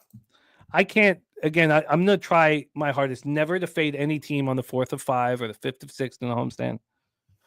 Then we have here the Pete Red Wings first period goal and plus a half. Did you line shop for that? Yeah, minus 171 for the plus a half. Yeah. And what did you get for the goal? Minus 145. All right. And then I'm on the Red Wings at plus 166. I beat that move by 20 cents. The Predators interest me. I wouldn't hate myself if I ended up on the Predators and added the Kraken -1. Loshak's on Blackhawks team total over 2.5 and full game over 5.5. And then I also added, just those two spots and then added the Canucks not to make the playoffs. Again, I have to call in if I bet more than 500. I don't. But there's no reason why I should. But 8 years ago I did all the time, but now I don't, just because my volumes increase so much. So that's our action here. Joe Mendoza says never bet the under any games on a Tuesday. That's wild, Joe. I'll copy and paste that and look deeper into that. We got action from Wine Time Sports. Okay, Pete, we've talked the National Hockey League. Let's hear your answer to Swissy's question here. And let me just put the question here in the chat so everybody can see it. And here you go, Pete. I'm very interested to hear your answer. So 2 bet bashes ago, I didn't go to last bet bash, but 2 bet bashes ago, I was there with a pretty good friend of mine who is like a real legit, top AI guy in general. He wasn't there for bet bash. We were just randomly there at the same time. I wound up spending most of my time with him, and he's the real deal. He's not just an AI programmer. He owns his own big AI company doing deep research for medical stuff, and he's 100% the real deal. Also a cool guy, which is rare. So we were talking about it, and we were hanging out at Vegas, and his quote was of course AI is going to take over and ruin sports betting, but when that happens, sports betting is going to be the least of your worries. That's a direct quote. That's a great answer. That's the first time I've laughed in like 72 hours. Until you get vaporized by the fucking AI robots, you're still going to have sports betting. So I guess that's good news. That's funny. Yeah. That's funny. That's literally a direct quote. Not even AI, but with the advanced models and what we're dealing with, I don't know how. I certainly do not want to bet totals. I don't see how I could possibly have an advantage, with what we're going up against, with what the books have. The only advantage I see is situational. Like the fact that the models will spit out that the Red Wings should be plus 140 dogs against Vegas, who's on the second half of a back-to-back to close out a 4-game road trip, second half of a back-to-back with a matinee in Buffalo. Because the models, they can't quite handle all of those intangibles. That's the only advantage I see us having, personally. But that was a great answer. And he wanted to do a sports betting AI thing with me, and we were going to do it. We just kind of did other things. And then I was also talking to other people there about it who had also been involved with it, and they were pretty much all saying that so far all of the machine learning stuff for sports betting has been like big failure. But that's just to date, Yeah, I'm sure it's going to constantly evolve, but I love the answer that your friend gave you. Uh, let's roll on, and we can have deeper conversations, especially when we're all together in San Antonio. And Saturated says he's worked with AI, can be used to find patterns. And Swiggy, our guy, Kong's still working. I'm sure Swiggy's working on that right now, Kong, my man. All right, let's get into college basketball here, Pete. Our next spot on the board for us. We're going to talk the 2 playing games as well as the NIT. Let me move over to NCAA basketball and get the cash flow up as well. And okay, let's roll. So I'm going to set these games up. We're going to start with the 16 seed playing game this evening, 6:40 p.m. Eastern. St. Francis, PA, Red Flash. What a run they went through. But both St. Francis, PA, and Alabama State had very similar runs through their conference tournaments, which makes this extremely interesting. We just heard from Wine Time backing Alabama State -4 at -110. I thought I copied and pasted that, but I don't see it here. I'm going to copy and paste it again. Alabama State -4 at -110, and the under 143 at -110. Let's get. Oh, that's not in this game. That's in the San Diego State game. Thank you for sharing that with us, Wine Time, my man. Here, St. Francis won the Northeast Conference tournament. They went just 8-8 in conference play in the regular season. And I can't remember who it was, but somebody in our chat said they can win this. They can win this conference tournament. I forget. God, I wish I could go back in time, but somebody did mention it, which was a phenomenal call. They won all 3 tournament games, Pete, by exactly 3 points, which is amazing. They beat Wagner at home, then won at Long Island, and then they take out the conference number 1 seed Central Connecticut in a rock fight, 46-43, to get this opportunity. Alabama State also won the SWAC in 3 very close games, 2 by 4 points, 1 by 2 points. So they won by combined 10 points, where St. Francis won by 9 points. They took out Texas Southern, Grambling, and then Jackson State in the final 60-56. Mr. Heat took the under 66.5 on Sunday morning. And AM says take the points. Alabama State is an L. Troy Torrance is on Alabama State with our guy, Wine Time Sports. Take a look at the line history here for this one. We have St. Francis now 3.5 point dog. So it's been a half-point move. It happened 19 minutes ago. Interesting. 19 minutes ago. At 8 a.m. this morning Eastern, it was the other way around. Alabama State was -116, and we thought 4.5s were on the way. It's 3.5 market wide. Only the site where we used to play poker is still hanging the 4. Robert Franklin on St. Francis as well. Let's get to the total here. This total is high. It's very high for what we've been watching from these two teams. It's strange. Opened up at 140, now at 139, juice to the under. I mean, it's just too high, you would think. When we get to the cash flow, St. Francis has 45% of the tickets and 39% of the cash. Just 34% of tickets and 43% of the cash on the under. Take it away, Pete. Are you surprised by the number on this total? I'm happy that I've let the market kind of marinate. What do you think of this total? I mean, it feels like this is a crucial game. All eyes on them. I mean, is there really going to be points scored? I mean, I took the unders as soon as they came out. First half, I got 66. Now it's down.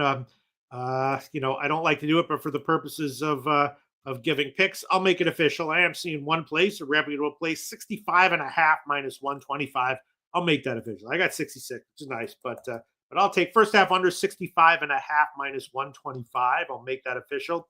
And at first I was thinking SFPA as far as the spread's concerned, but people I respect on Bama State, okay, I will hold off then. I was leaning SFPA. SFPA was a pretty scrappy ATS team. At Bama State was good too, though, of course. But liking the under a lot more than either. So that's my play. 65.5 -125. Don't like to do that, but I'll do it. Makes sense here. 65.5, eh? Wow. Yeah. No, it's just dropping like a rock. J-Dub is the full game under 138.5 for him. Is the concern on overtime or in a close situation, is that what got you off of the full game under? Yeah, I guess just because with college basketball and stuff, I do a lot of halftime, first half, second half, full game strategizing, and if the first half doesn't go under, then I will not be wanting any full game under stuff, and so I just put most of my stuff on the first half, and then if the first half does go under, then I'll figure. Yeah, overtime is obviously a possibility. No, but I still like the under even at the current line. The reason why I wanted to talk this out is that over the last 5 Alabama State games, they've all gone quite a bit under this total. Quite a bit under. In fact, you would have to go. Jesus. You would have to go back 3, 4, 5, 6, 7, 8, 9, 10. You'd have to go back 11 games. So over the last 10 games, only one game's gone over under 138.5. Oh, sorry. Let's do this again. Of the last 10 games, only one game's gone over 138.5. The game versus Texas Southern. Now that's Alabama State. But I was like, why? That made no sense to me why they would put the number up the way it is. And then when you go to St. Francis, if we cut those overtime games, because they played 3 overtime games in a row, those would have gone under. Well, maybe the Fairleigh Dickinson wouldn't have gone under. And maybe the Lemoyne one maybe wouldn't have. St. Francis was clearly playing higher scoring games. So maybe that's it. Maybe it's predicated on St. Francis playing higher scoring games. Wow. Billy Friedrichini, the first half over 4.5. And Spooner says that he wants to move on St. Francis plus 4 full game. Hasn't moved on anything in the card. NIT lines are wild. All the points are shooting up. Okay. Yeah. I completely understand the under. I'm very uncomfortable with that opening line. But at least the market's moving in the direction that you guys are betting. So I guess I'm off, unfortunately. Let's set up game 2 here. Playing game, the 11th seed. There are a lot of arguments as to whether or not North Carolina deserves this opportunity. A lot of negative energy around them, which I imagine will push them here. Tar Heels 22-13 this year. San Diego 21-9. We're in Dayton, Ohio. The Tar Heels went 13-7 in ACC play. They defeated Notre Dame in the tournament 76-56, lost to Wake beat Wake 68-59 before losing 74-71 to a Duke team missing Cooper Flagg. I'm still angry about that game. I should have just had Duke first half. I was sure they were going to play better than anyone would expect them without Cooper Flagg, but they fell off in the last 10 minutes tonight.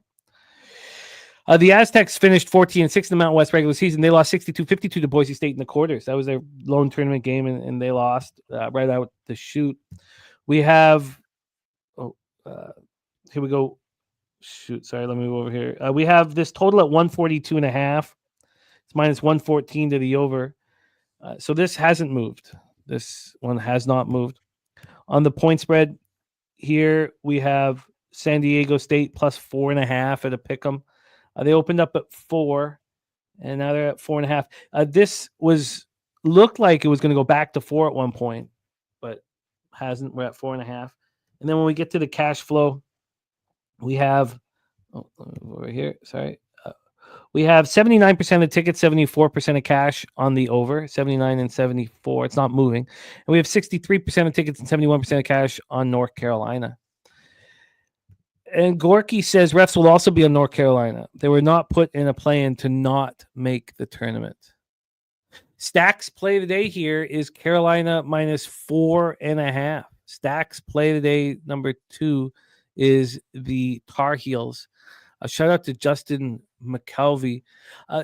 Pete, I don't know if you've seen Justin McKelvey on camera right now, but this guy's money in the bank. This guy he holds moments like so interesting. I think he's got an extremely bright future in front of the camera. Really? Extremely. He's just as soon as he comes on, he holds moments. It was something we talked about so much in my prior career about how can you create a situation where people want to watch you. because for so often I was coming right at you. I was screaming at you, and people were like, get the fuck away from me. You know, it's just too much. It's too much.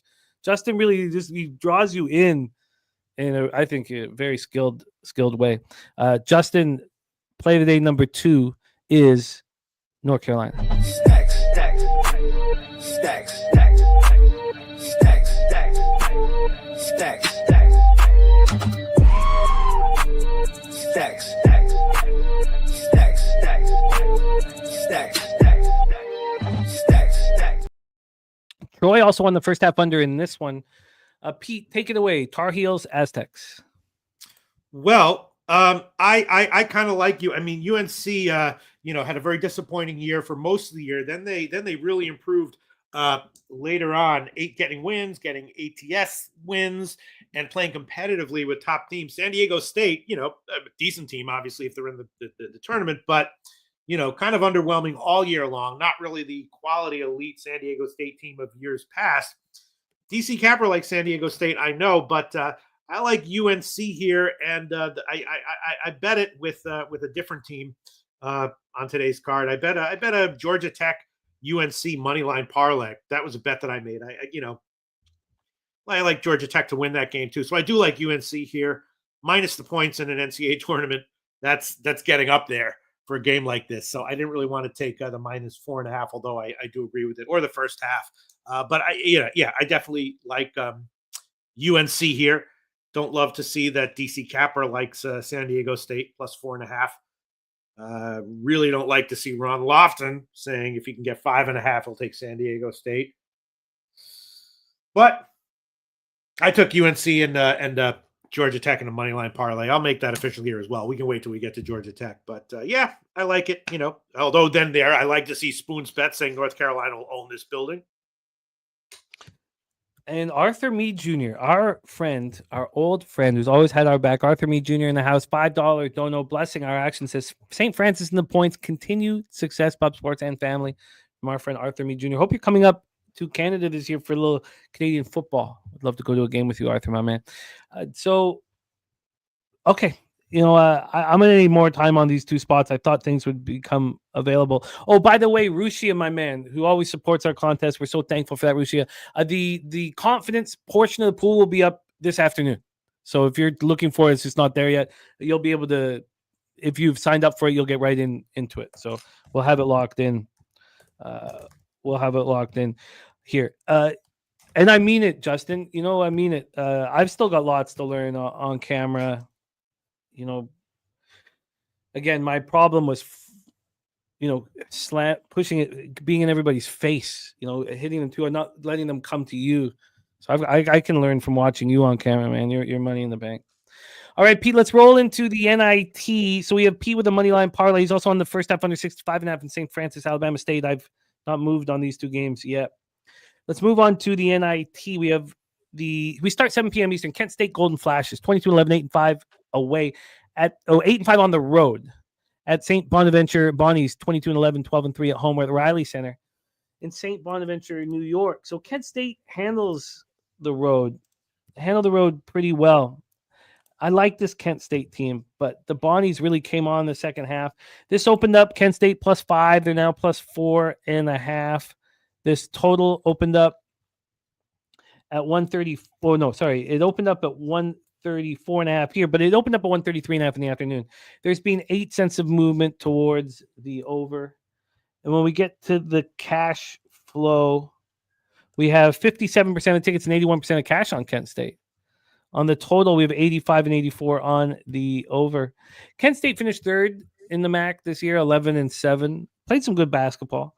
They defeated Western Michigan 73-66 before losing to Miami of Ohio in the semis, 72-64. The Bonnies finished just 9-9 in the A-10 regular season, but they came on late. They defeated Duquesne 64-59 before losing to a very tough VCU squad, 76-59 in the A-10 quarters.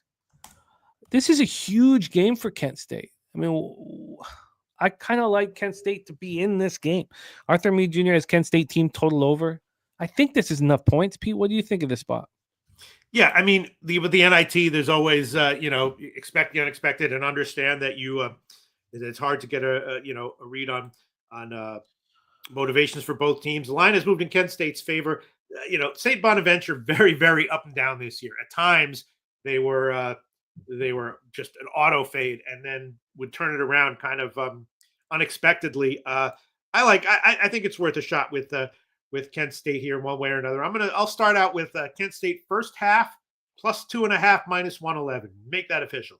First half plus 2.5 minus 111 Kent State. We'll take it. If they're down by 15 at the half, that's fine and not a shock. Yeah, that's. I get it. I'm gonna be on Kent State in some form or fashion. I'm gonna try not to double up, but I'll decide how much action I have. So let's roll on. I like that look. I like Kent State here, keeping it close. Let's move on to the next spot in the NIT. 7 p.m. Eastern, the Jacksonville State Gamecocks 22-12, 7-7 on the road at the Georgia Tech Yellow Jackets 17-16, 14-5 at home. McCamish Pavilion in Atlanta, Georgia. Let's get into the line history for this one. We'll start with the total. So 140. Well, I see 142s across the marketplace. This opened up at the over 141, but heavily juiced to the over at minus 119. So it's moved 1 cent to minus 120. It's all it's done.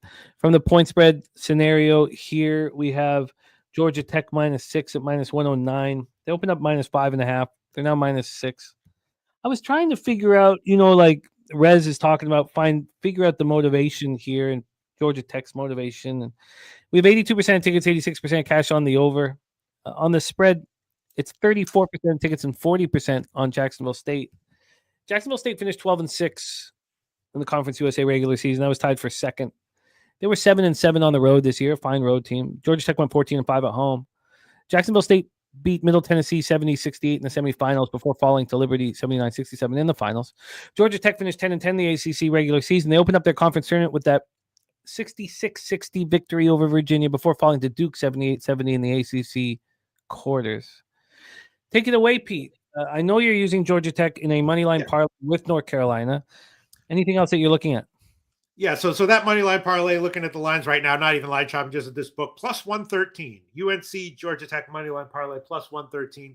Georgia Tech, they're pretty high character team this year. They had a bunch of injuries and they were shorthanded. And in those games where you might think they were a good fade, they won outright and stuff like that. So they're in general a high character team. So I think it's a good assumption that they're going to come in here and give 100%. And Jacksonville State, no slouch, definitely a capable team, flawed, but definitely good. So an outright win wouldn't be a shock.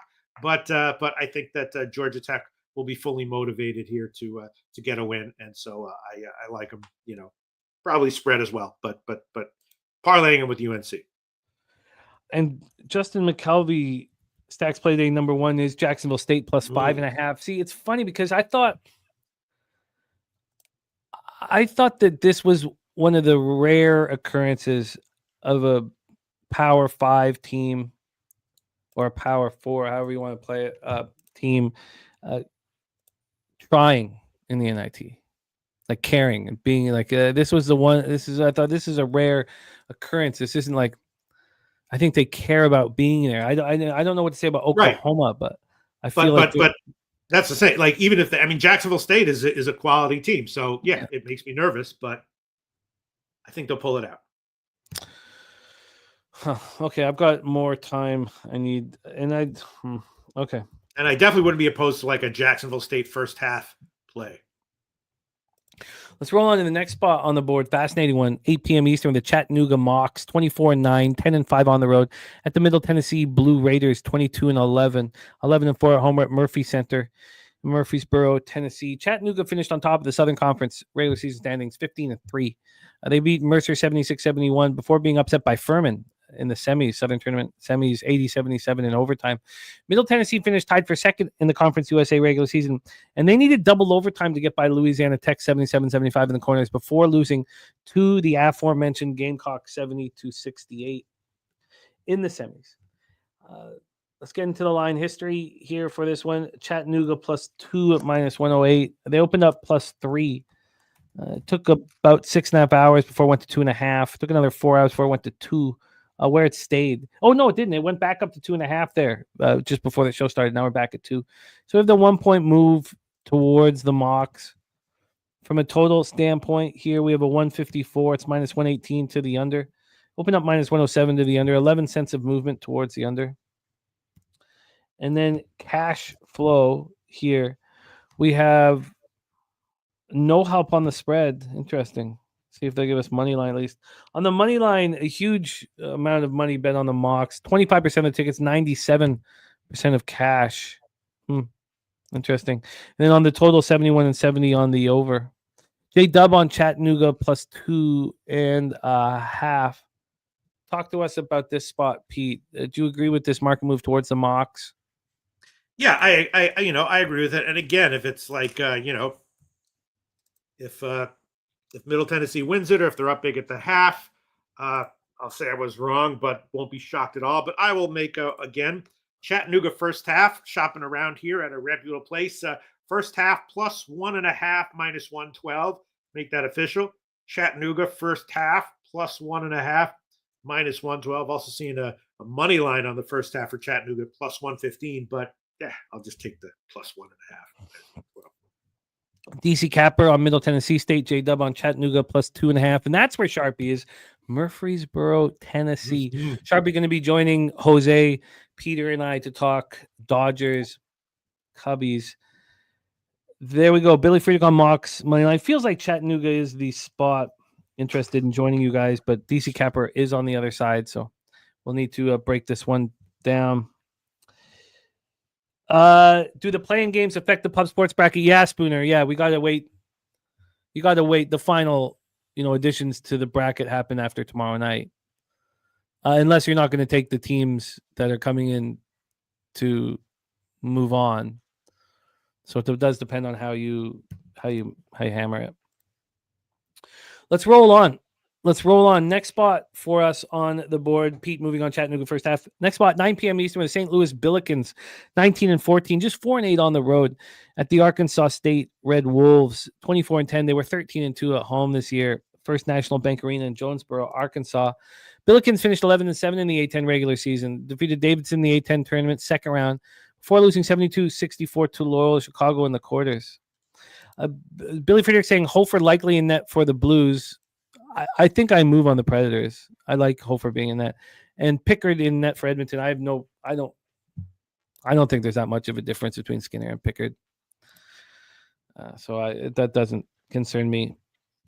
It would concern me if it closes at minus 135.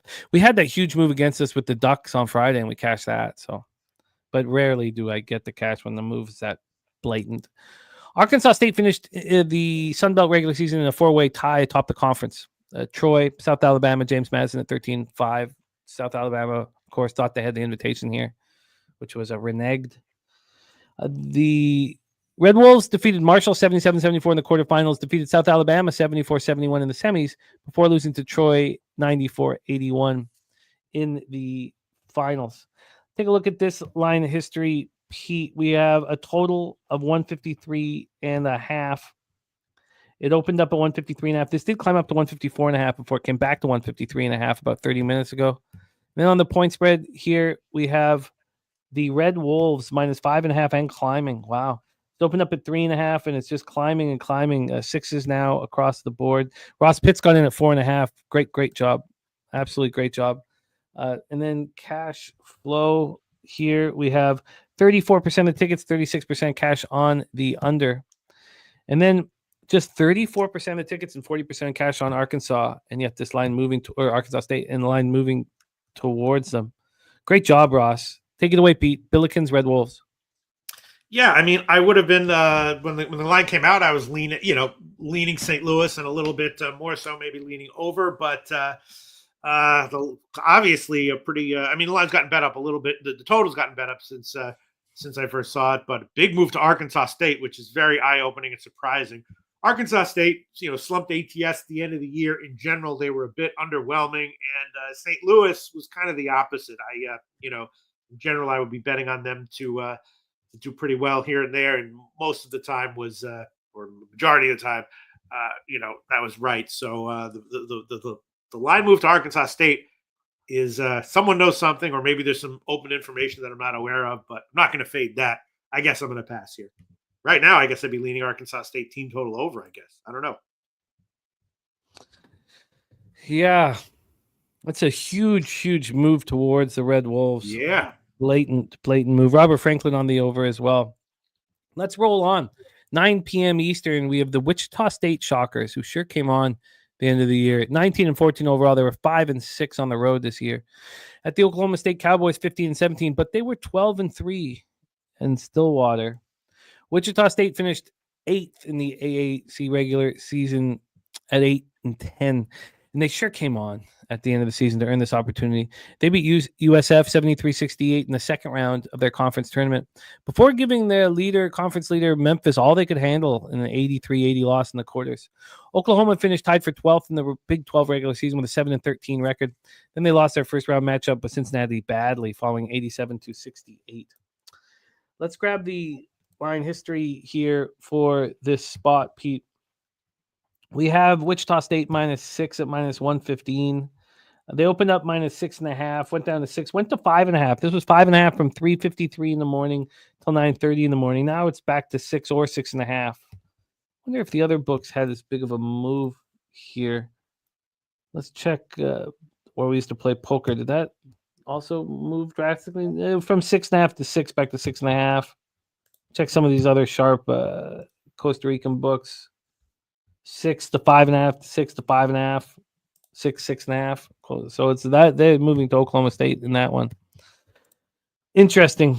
DC Capper on Wichita State, Robert Franklin on Wichita State, and Coin saying, why is Okie State 6.9-point favorites versus anybody? Take a look at the cash flow here. 75% of tickets, 82% of cash on Wichita State public, and then 52 and 53 on the under. Take it away, Pete. Interesting spot here, Shockers Cowboys. All right. Well, I might get beat here. One of the angles I was betting at the end of for about the second half of the season, or the last couple months or so, and it was one that I felt confident in enough that I almost texted it to you and Jose Bouquett, and maybe I should have. I just didn't want to give you something and then it loses. But Wichita State was having some success playing strong defense, especially early. So I was sort of auto betting Wichita State first half unders, and they cashed almost all the time. Didn't cash in the Memphis game, though, in their last game. That one went over. And it's not clear, of course, what kind of motivation. I mean, this one could go to 100. Maybe they'll come in and not care at all. But I think I'll give it again. The first half under 74, -111. I know that Wichita State was like some of the guys when they lost to Memphis, they just they went away for spring break or something, and now they're back. And apparently they're all going to be back for this one. And I think they'll care about it. Now, they might care about it in a way where they don't care about playing defense, which is what they were doing so well at the end of the year, especially in first halves. But I'll take a shot with it. Could easily soar over, but I'll make first half under 74, -111 an official play. That was 74 flat? Yeah. All right, you're in. Under 74, first half, -111. Like everybody else, I was immediately interested in Wichita State, and that is a red flag. So, what's a red flag? The line movement, you mean? No, just being immediately on the spot, seeing everybody on that spot in the chat. Now, everybody I'm using lightly. It's just Robert Franklin and DC Capper. Not seeing anybody on the other side. That's just a red flag. The first spot that jumps off the page for me, I imagine jumped off the page for everybody. And then when you get to the cash flow, you see, sorry, I'm on totals. Let me back to spread. You see 75 and 82 on that side, the line not moving towards them. It'll be a no bet for me, but I'll cheer you guys on. Let's roll on. We got 2 late night spots in the NIT, which are going to be fun. Both California spots here. 11 p.m. Eastern, we have Cal State Northridge, CSUN Matadors, 22-10, 10-6 on the road. Good road team. They were a good team all year. At Stanford Cardinal, 20-13, 16-2. Stanford was at home. We're at Maples Pavilion in Stanford, California. Smell the eucalyptus trees. We have Stanford right now -6. Now I'm looking at 6.5s everywhere. This opened up at 7 and moved to 6. It's -113 towards them. It's a big move. Interesting move. From a total standpoint, we have a 156. This opened up at 155, so we've climbed a point. When we get to the cash flow. We have no information on the spread. Sorry, I should have said all markets. No information on the spread, and on the total, 70% ticket, 76% cash on the over. CSUN finished third in the Big West regular season at 14-6. They were good this year, and Big West was good. They were upset by UC Santa Barbara 78-72 in the Big West quarters. Stanford finished seventh in the ACC regular season, 11-9. They defeated Cal 78-73 before falling to a really tough Louisville squad by a last-second bucket, 75-73. So I guess the idea would be that, that they don't care that much about the first round of the NIT, where someone like CSUN, would care very much, especially, getting bounced by the Gauchos. Take it away, Pete. Cal State, Northridge, Stanford. Yeah, I mean, once again, you're thinking about motivation, and I was thinking that Stanford would be the play here. Lines moved against them though, but yeah, I was leaning Stanford, at least money line. I was wondering if this would be too hard to turn it on again. I mean, that game meant so much to them against Louisville. I mean, maybe for the first, I wouldn't want to bet Stanford in the first 2 minutes, but, over a first half or full game, they'll get it together, I think. Probably. I still kind of like CSUN. DC Capper on CSUN plus 6.5. We have our best bet in from BJ. He's with a lot of you guys on the Tar Heels. Thank you so much for sharing that with us, BJ, my man. Locked and loaded. DC Capper on CSUN plus 6.5. We'll get that copied and pasted here. I like CSUN. I think it'd be a first half bet, though. I think you're right. I think there's a skill disadvantage, clearly. And I wonder if, playing a fellow Californian team will make Stanford care a little more. Let's talk about our last spot in the board before we go through NBA and then leading into our baseball coverage with Sharpie and Jose. We have UC Riverside Highlanders 21-12, 7-10 on the road at the Santa Clara Broncos 20-12, 11-4 at home. And we're in Santa Clara for this one. What a shock loss. I mean, that was one of the massive upset from Santa Clara, losing to Pepperdine, lowly Pepperdine, 78-76. They were 15.5-point favorites. That was the West Coast quarters. Just a horrific loss. This total is 156 at minus 111. Opened up at 154.5, so we've climbed a point and a half. And when we get to the point spread here, Santa Clara was minus 9.5. They opened up at 10.5, got up to 11 initially, and now dropped down to 9.5. And it looks like we're going to see a 9 here shortly. UC Riverside's, good, solid basketball team. We got Ronnie Crawford in the house. Great to see you, Ron. I will copy and paste your action here. It's just 54% of tickets and 47% of cash on Santa Clara, so it's 50-50 prop. 67 and 66 on the over here. The UC Riverside Highlanders finished third in the Big West. They were upset 96-83 by Cal Poly in the Big West quarter, so both teams were dealing with upsets. I'm going to copy and paste your action, Ron Crawford. Thank you so much for sharing that with us. NCAA play today, Arkansas State. NHL play today, the New York Rangers. Peter, Take it away. Highlanders, Broncos. Yeah, again, I mean, Santa Clara, they were a good team all year long. Now you could make the argument that they just got embarrassed in that game, and now they don't care about this. But I think that they will probably come out and try to establish something. So I'll give you this, Jimmy the Bag. Stanford full game money line parlayed with Santa Clara first half money line. That's minus 122.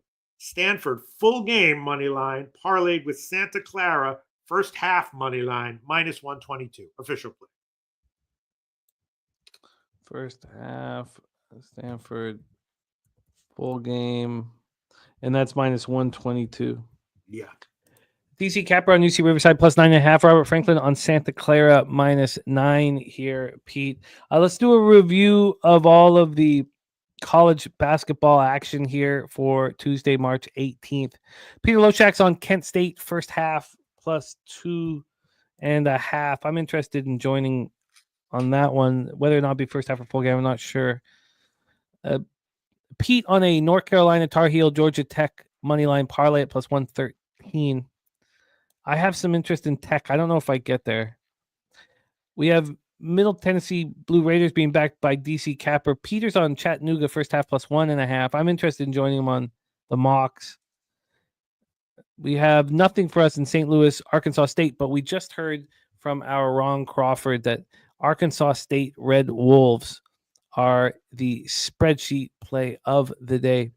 And shout out to our guy, Mr. Ron Crawford, our guy, Ronnie.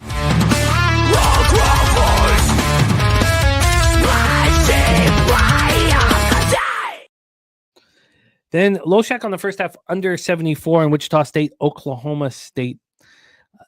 DC Capra on CSUN plus 6.5. I'm interested in CSUN early. I really am. But it's dangerous. They were a good road team all year. I'm interested. And then Pete has a Stanford full game, Santa Clara first half money line parlay at minus 122. And that is our college basketball breakdown for Tuesday, March 18th, which leads us into NBA. Pete, are you ready to attack? Sure. Let's roll. Okay, you want me to start? Okay. Yeah. First game, Atlanta, Charlotte. I mean, I have no idea. Charlotte, obviously, a decent-sized home dog. They've been terrible. They are healthy now, but Atlanta, they have been rolling now off 2 straight-up and ATS losses. So, they might be a little salty here. Let's see where if the line has moved at all. I would, I don't know. Supposedly Atlanta had some defensive issues in their last loss. So maybe, maybe first half under, maybe Charlotte first half on team total under, something like that. But right now, obviously, big pass for me. We have a 6.5, no movement, 2 cents overall. This was a 7 for a while, but back at 6.5. So 2 cents of movement towards the Hawks. On the total, we have a 237 minus 110 to the under. So a 3 cent move towards the under. So very, very little movement here in Hawks Hornets. Let's take a look at the cash flow here. We just 4 games in the NBA. We have 59% of tickets, 54% of cash on Atlanta, 72 and 70 on the over. I think the shoot-arounds are just sort of happening right now. We usually get an NBA a little bit later, so let's see if we can get any information. I mean, we know already, we have an idea of what's going on injury-wise, and that being that we know that there'll be no Karis LeVert, but Young is listed as probable. I'd like to see if any of that has changed here. So Karis LeVert out, of course, Capella and Nance out, and then Trey is probable. So nothing changed there. On the other side of things here, we have Koji and Bridges out, and LaMelo is probable with the wrist issue. So LaMelo will be in. That makes things a little bit easier. So let's set this one up. The Hawks 32-36, 15-18 on the road. Hornets 17-50, 10-24 at home with the Spectrum Center in Charlotte, North Carolina. Atlanta last 5, 3-2. Both teams 3-2 over their last 5. 7th fastest pace for the Hawks, 101.8 possessions a game, shooting 46.4 from the field, but just 33.3 from 3. Hornets 22nd fastest pace, 97 possessions a game, shooting 45.2 from the field and 35.4 from 3 over that time period. Hawks coming off their second straight loss, 122-114 at Brooklyn on Sunday. They were without Karis LeVert for that game. They're without him here. They're 3-0 against Charlotte this year. And then they're off until Saturday after this when they host the Warriors. So they can kind of put everything into this game. Hornets finished off their 4-game road trip with their second loss in 3 games, an uninspiring 123-88 loss to the Clippers on Sunday. When they let go, this team lets go. Good God, they get destroyed at times. Mark Williams had a nice night, 18 points, 15 boards, 7 assists. LaMelo did squat, 16 points. Against San Antonio, when they won just previous to that, he went for 27 points and 15 assists. So we'll see. Daquan Jeffries, 36 minutes in his 8th start of the season, last out. I mean, it feels like this is just kind of a sharp line. Like I feel like it's going to be right around this number when push comes to shove. I think that the under can certainly be bet here. My guy Robert Cherry, UPK in the house, says action for today. Kent State first half over 65.5. Arkansas State under 153.5. Georgia Tech 5.5. Chattanooga under 154.5. Wichita State plus 5.5. North Carolina money line and Kent State 9 of the last 10 games going over Our guy Robert Cherry, thank you for sharing that. Justin McKelvey is the under 237, which I get. I mean, these teams are shooting the ball poorly from three. They're not playing at too fast of a pace. I mean, to imagine that Atlanta's just, 7th overall in the league right now at 101.8 possessions a game. Now, the Hawks can put it all on the line here, but, they're not going to push Trey too much with that Achilles injury. I can see why Justin's on the under. At this point, I don't know if I get there just because I, get very concerned betting totals, and you need to know that is there going to be defensive intensity, and I don't know if there's a Charlotte Hornets game that will have defensive intensity. I mean, how many people are going to be there tonight? But I've copied and pasted Justin's action, the under 237 here. Doesn't look like anyone else moving on this game. Pete, anything you want here? I mean, I was leaning under just because of, and maybe Charlotte team total under or something, or first half under or something like that. But yeah, I guess I'll pass. Definitely leaning under though. Yeah, I'll leave that with asterisks and study a little bit more after the show. Let's roll on to our next spot, Brooklyn-Boston. Okay, well, the Nets have been good at ATS recently, and they got a win in their last game. They are the ones who beat Atlanta, and of course, last team Boston played was the Nets at the Nets, and they won, but only by 2. So they, I'm not sure if Boston and I know that Porzingis is back now. Some other guys are going to be out though for Boston, of course. So it's a big spread here. I'm seeing, what am I seeing? Like 13.5 and 216, right? What's the number now? Now it's up to, right. Still about 13. And wow, the total has really dropped down there to 213.5. So I'm not sure what I think about this one, except for maybe Celtics money line minus 850. How about that? Jalen is out. We know Jaylen Brown already ruled out, and Tatum is a game time decision here. Let's get the latest on Tatum. Still listed as questionable. The Celtics are off until Friday. I mean, I could see a real situation where both Tatum and Brown are out. We've seen in that situation, the other players, Derek White and Pritchard, most importantly, step up. But KP's back. He said that was the worst sickness of his life. The what was it called? The viral illness. Brooklyn 12-23 on the road. I mean, a decent road team this year. Celtics just 23-12 at home, being better on the road. We're in TD Garden. Brooklyn 2-3 over their past 5 games. 29. These are the 2 slowest paces in the league over the last 5 games. Brooklyn just 94.6 possessions a game, while Boston just 93.4 possessions a game. Tyler Flowers says, seems like the typical Celtics play with their food spot.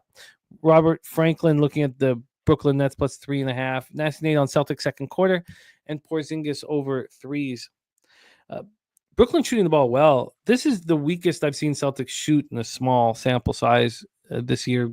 Always rolling with their stats. Just 45.9 from the field and 34.3 from 3. They've been so good shooting the ball. Let's take a look at the line history here. We'll start with this total. It's a 213.5, being a massive drop down to 218.5. It's funny, it came back up to 216.5 before now dropping to 213.5 and juice to the under. It looks like 213s are on the way.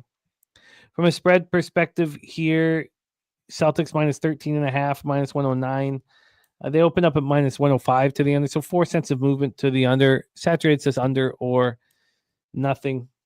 Take a look at the cash flow then for the spot. We have 47% of tickets, but 61% of the cash on Brooklyn. 95 and 95 on the over, and it just keeps dropping. The Nets snapped their 3-game losing streak with a 122-114 victory at home over the Hawks on Sunday. Cameron Johnson went for 28 and 7 assists. He's being good. Now they just played on Saturday, the Celtics. He scored 23 in that game. Keon Johnson went for 22, 8 boards and 5 assists in that victory over Atlanta. That was a 115-113 Celtics win. I mean, they barely squeaked it out over Brooklyn on Saturday. In that one, Keon Johnson went for 21. This is also the 3rd game in 4 nights for Brooklyn, and with travel at the last bit of it. So the Celtics have been off since that 115-113 victory at Brooklyn. I mean, that's a huge advantage to have another team have a full basketball game and fly into town. As I said, KP came back after missing 8 games, 24 points, scored 14 in the 4th quarter. I mean, he was just rolling. Al Horford toe and Derek White knee And then Jaylen Brown left the game with back spasms. Now we know that White and Horford are expected to be back in the lineup. Brooklyn's won 13 of 14 against the Nets. They're 3-0 against them this year. And they start a road trip Friday at Utah. Again, I'm not going to take the under at the ass end of the line like this. But it probably should have been something I moved on earlier. I could see the Nets staying in this basketball game. But I almost want Tatum to be in. You take him out, and then they all, step up their production. What do you think of back in the Nets here, plus 13.5, Pete? Or third game in 4 nights not appealing? That makes me very nervous. I mean, when Boston, wins, they can go off. Can't see how the Nets win this one, though. Boston minus 850 money line. Yeah, I don't know if Tatum's in. Maybe he wants to because Jaylen Brown's out, but I don't. I need 3 more wins to catch the over 25.5 wins for Brooklyn. As rolled with Dan Kelly on that one. Yeah, I don't find it appealing. Why don't we roll on? I kind of do, but I think it's a big number for a reason. What was the cash flow again? Sorry, on this one we had 47 and 61 on Brooklyn. I don't see why they wouldn't be able to keep it within 13.5 points. They know they can play with this squad. I mean, they had yesterday off, so it's not the worst third game in 4 night situation. All right, I have some interest in Brooklyn. Pete, let's roll on here. 2 more games before we get into the big baseball game. All right, yeah. Then we got this is a very tough one. Milwaukee, Golden State, both coming off of bad losses, right? Milwaukee have a blowout loss to OKC. They are, they're aware that that's not acceptable. And then Golden State, double-digit home fave, lost last night to Denver. I follow NBA line moves pretty closely, and in the last couple days, there have been a couple of massive line moves that were totally wrong, and that was one of them. Golden State just went from like -4 to -12 or whatever it was in the first, and then lost the first half by 20 points. I don't even remember, but it was really wrong. The New Orleans game was really wrong as well. So I don't know. I don't think Golden State's going to rest anyone. They're going to give the guys full minutes, the top guys. That's what they're saying.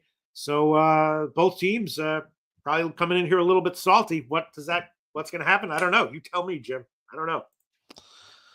Steph did all the good last night. I mean, we're all wondering whether he's going to be in or not. From what I've been reading, he's going to be in. Yeah, it looks like he is. He went 28.6% from the field. 7 turnovers. Steve Kerr said he looked tired, looked exhausted. Maybe they will rest him last minute. Yeah, I don't know. When they asked Kerr last night, he said he wasn't sure, but I've seen other outlets saying that everyone's good to go. The line is the Warriors +3. They opened up at +3.5. Doesn't that feel like a line that you would put out if Steph's not in the lineup? Doesn't it? I mean, wouldn't it be -3.5 if he's in the lineup? I mean, this totals at 228.5 at a pick'em. Open up at 230, so we've dropped 1.5 points. Getting to the cash flow for this one, we have just 28% of the tickets and 40% of the cash on the Bucks. 87 and 82 on the over. Justin McKelvey is the Warriors +3.5 in his pocket here. Milwaukee 2-3 over their past 5 games. They're just 14-17 on the road. 2-3 over the past 5 games, 15th fastest pace, 99.7 possessions a game. The Warriors are 4-1, 13th fastest pace, 100.2 possessions a game. And the free bands play of the day is the Bucks -2, -115 for Dougie Wise. Backing these Bucks off of this debacle by the Warriors. Bucks coming up having their 2-game winning streak snapped, a 121-105 loss at home to the Thunder on Sunday. Giannis Antetokounmpo had the triple-double, 21, 12, and 10. And this is their 3rd game in 4 nights. Warriors are on the second half of back-to-back after having their 7-game winning streak snapped in a pretty ugly 114-105 loss at home to the Nuggets last night. No Jokic, no Murray, no Brown. Butler went for 23. That's the first time he's led the team in scoring in the 16 games that he's played in a Warriors uniform. I mean, obviously, I don't really know unless you're I mean, I don't know how you move on this game without knowing exactly if Steph's going to be in or not. I mean, it's just like I can't have my money on something when you get information 2 hours before the game and you want to smash your hand through a wall. I don't see the appeal. We do also need to make sure that these other guys are in for the Bucks because there's a bunch of game times. So Portis out, of course, with suspension, but Gary Trent is probable. So Gary Trenton, good. I'm so happy I don't have to watch that guy play basketball anymore. Dame Lillard is probable. So they haven't upgraded Steph to in. Giannis Antetokounmpo is probable. So we know these Bucks are going to be ready to go. The question all is around Steph Curry. Podziemski here. Let's see if Podziemski is still going to be out, it looks like. He could actually return tonight, but who cares about Podziemski? I mean, he can help off the bench. I don't know. I need to know what's going on. I want to know if Steph is in or not. I want to have legitimate X's and O's before I bet it, personally. What do you think of the spot, Pete? Who knows? Who knows? I mean, both teams are definitely going to be. If it was anyone other than the Bucks, I'd say take Golden State, but they're going to be salty too, man. They're going to be salty too. Saturated says hard to avoid the NBA fuckery. I mean, it's not appealing. It's certainly not appealing here until I can, have a fundamental sense of the X's and O's. Saturated said Steph ain't playing. I mean, you can't put out a +3.5 and think he's going to be in the lineup, can you, Pete? You can't, right? Do whatever you want. With NBA, I'm sure the books are making a lot of money, and they know who's beating them, and they copy those guys successfully. Yeah, makes it easy there. All right, let's roll on. Let's roll on to our final spot on the board here before Major League Baseball. We have Cavaliers. Yep. Another tough one. Cavs off a loss, double-digit home fave to Orlando. What was it, 17 games, 16 games? Finally off a straight-up loss. And now, though, so bounce-back spot for Cleveland. I don't know. The Clips have been rolling off a huge win off Charlotte, but they're definitely a team that's been covering. They're in an upswing. They're doing well. They're playing well. Definitely don't feel good fading them as a home dog. This is going to be another pass for me. Yeah, Chase saying here's your second to last home game. Yeah, but it's a weird one, though. Don't you think? That's such a weird one. The Warriors one. All right, let's talk about this last spot on the board. Cavaliers, Clippers. This total is 232.5, -108 to the under. Open up 230, so we have a 2.5-point move towards the over. On the point spread, Clippers are +3 at -104. They opened up at +3.5, got up to +4.5, got +5. This was a 5 here at 8:45 in the morning, and now we're back to a 3. So we've had a half-point move towards the Clippers. That's a bit of a surprise. When we get to the cash flow, we have 55% of tickets, 56% of cash on the Cavs, 87 and 79 on the over. Intuit Dome in Inglewood, we have the Clippers 23 and 10 at home, while the Cavs are 26 and 6 on the road. What a basketball team. Cleveland 4-1 over the past 5, 101.4 possessions a game. That's eighth in the league. 44.4 from the field and 32.2 from three. I talked about the Celtics shooting as worse as that they have in any stanza. Here's the same with the Cavs. Clippers are also 4-1, 95.8 possessions a game, 25th in the league, 52.8 from the field and 40.5 from three.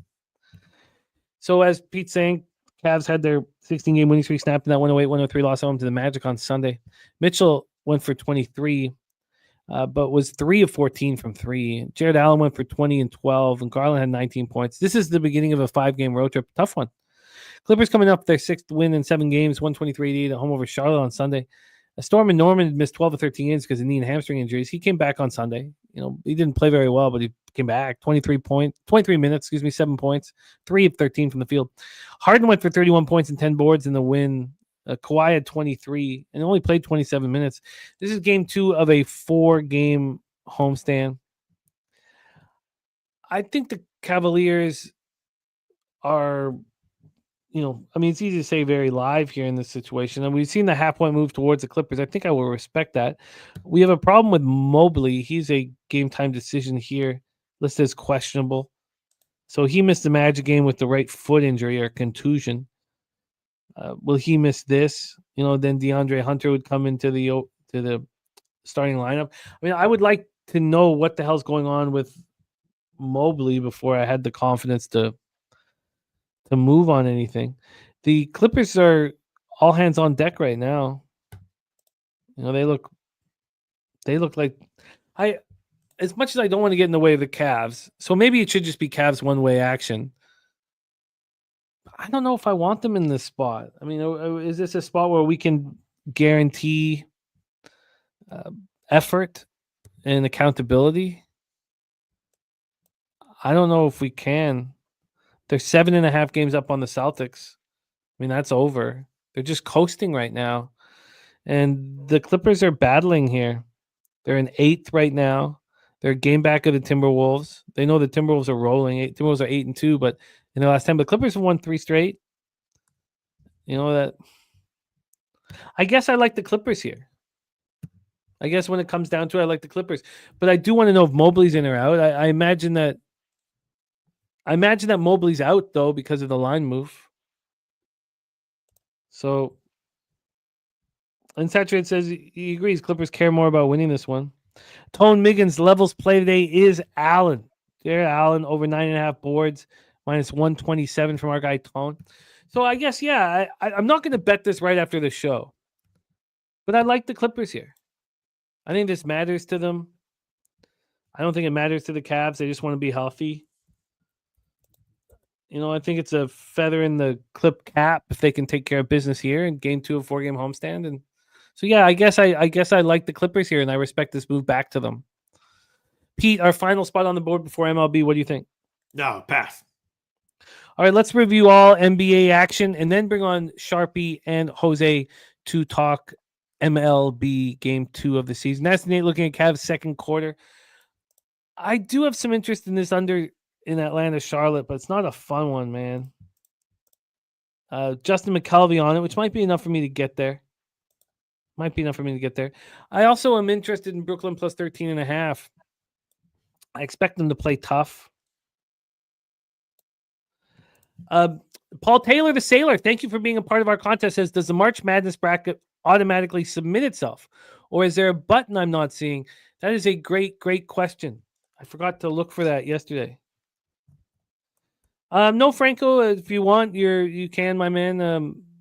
You just hit that money sign down there. And, thank you so much for thinking of us. Brooklyn plus 13.5 does interest me a bit. Free bands play today is the Bucks -2 at minus 115. Tone Miggins levels play today is Jared Allen rebounds over 9.5 minus 127.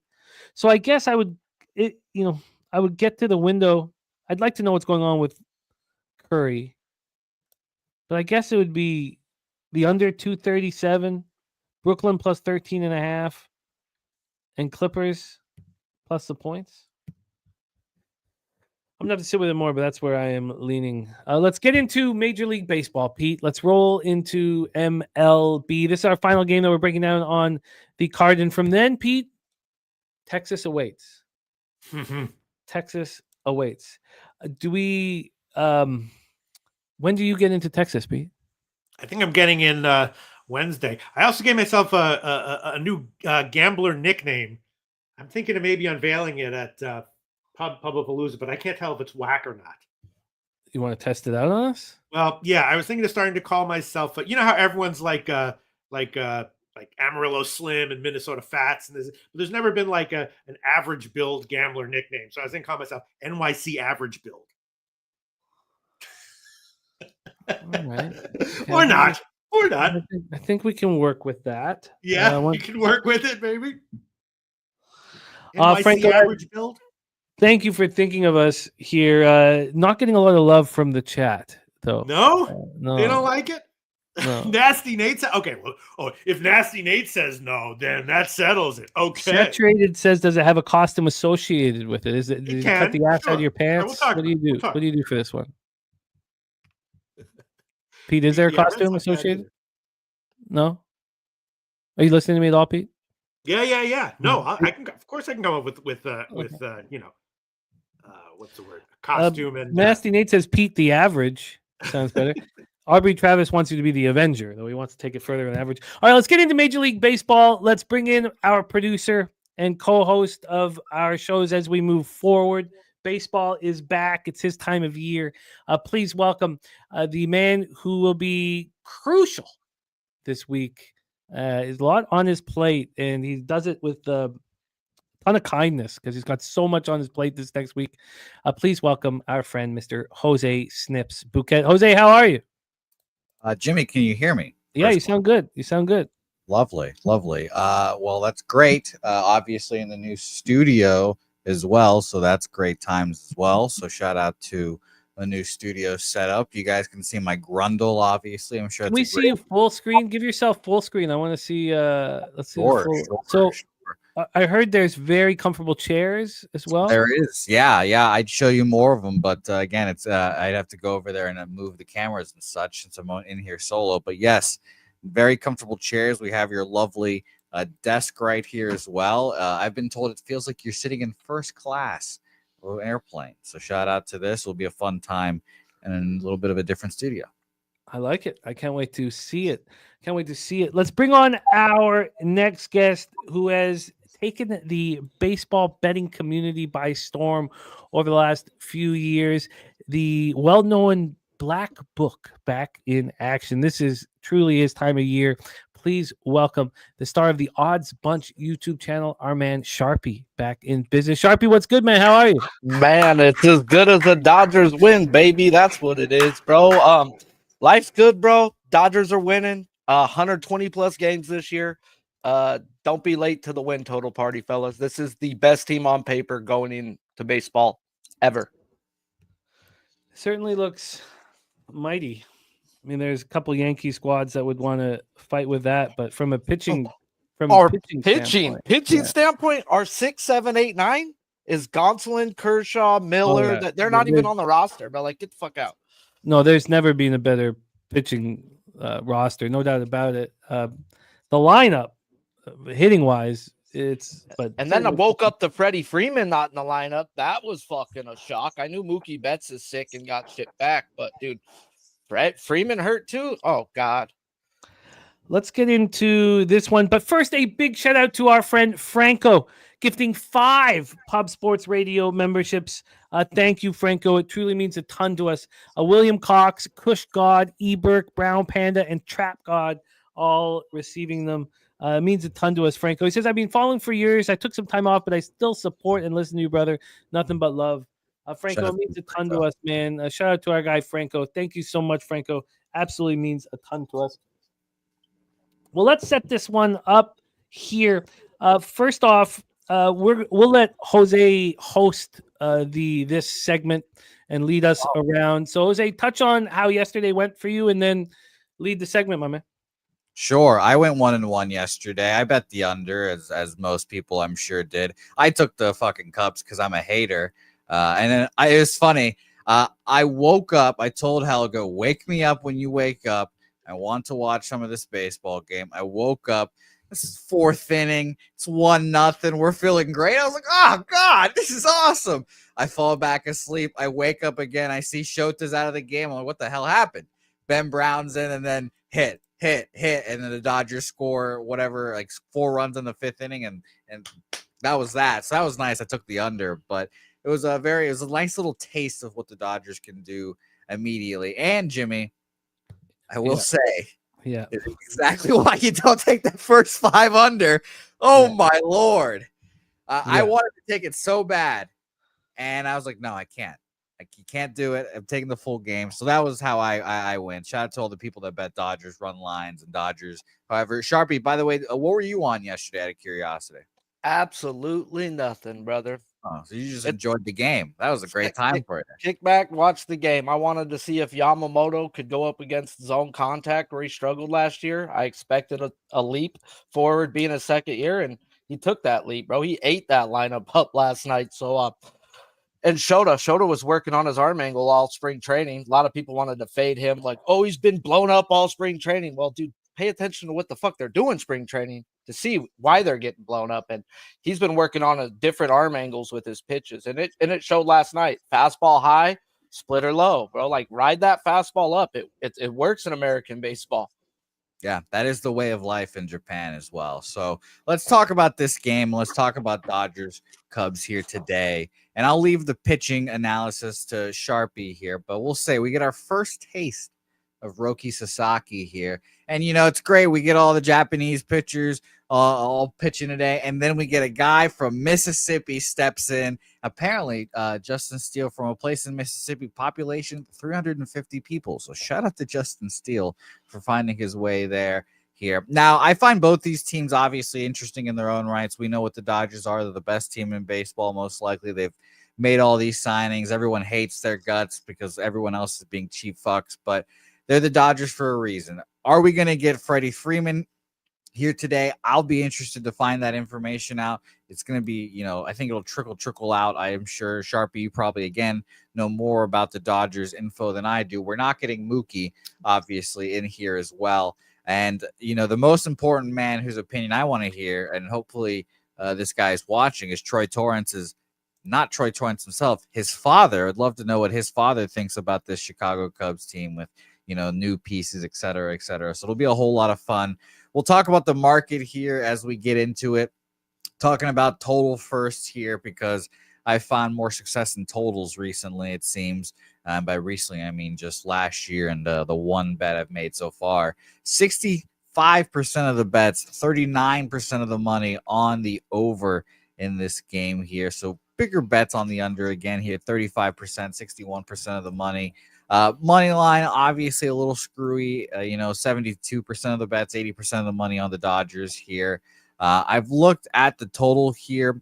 Openers, I'm seeing an 8.5 here. We've already gone down to an 8 at the place where we used to play poker at, and as well as the dog offshore as well. So both those went from 8.5 to 8. Probably a nice little response from what happened yesterday there. And as for the money line here, and low-key, the reason why I bet the money line yesterday for the Cubs is what everyone's betting the Dodgers. The money line was coming down a little bit, making it more appealing to bet the Dodgers. I was like, all right, we'll see how it goes. I'll bet the Cubs here. Nice plus money pop, whatever.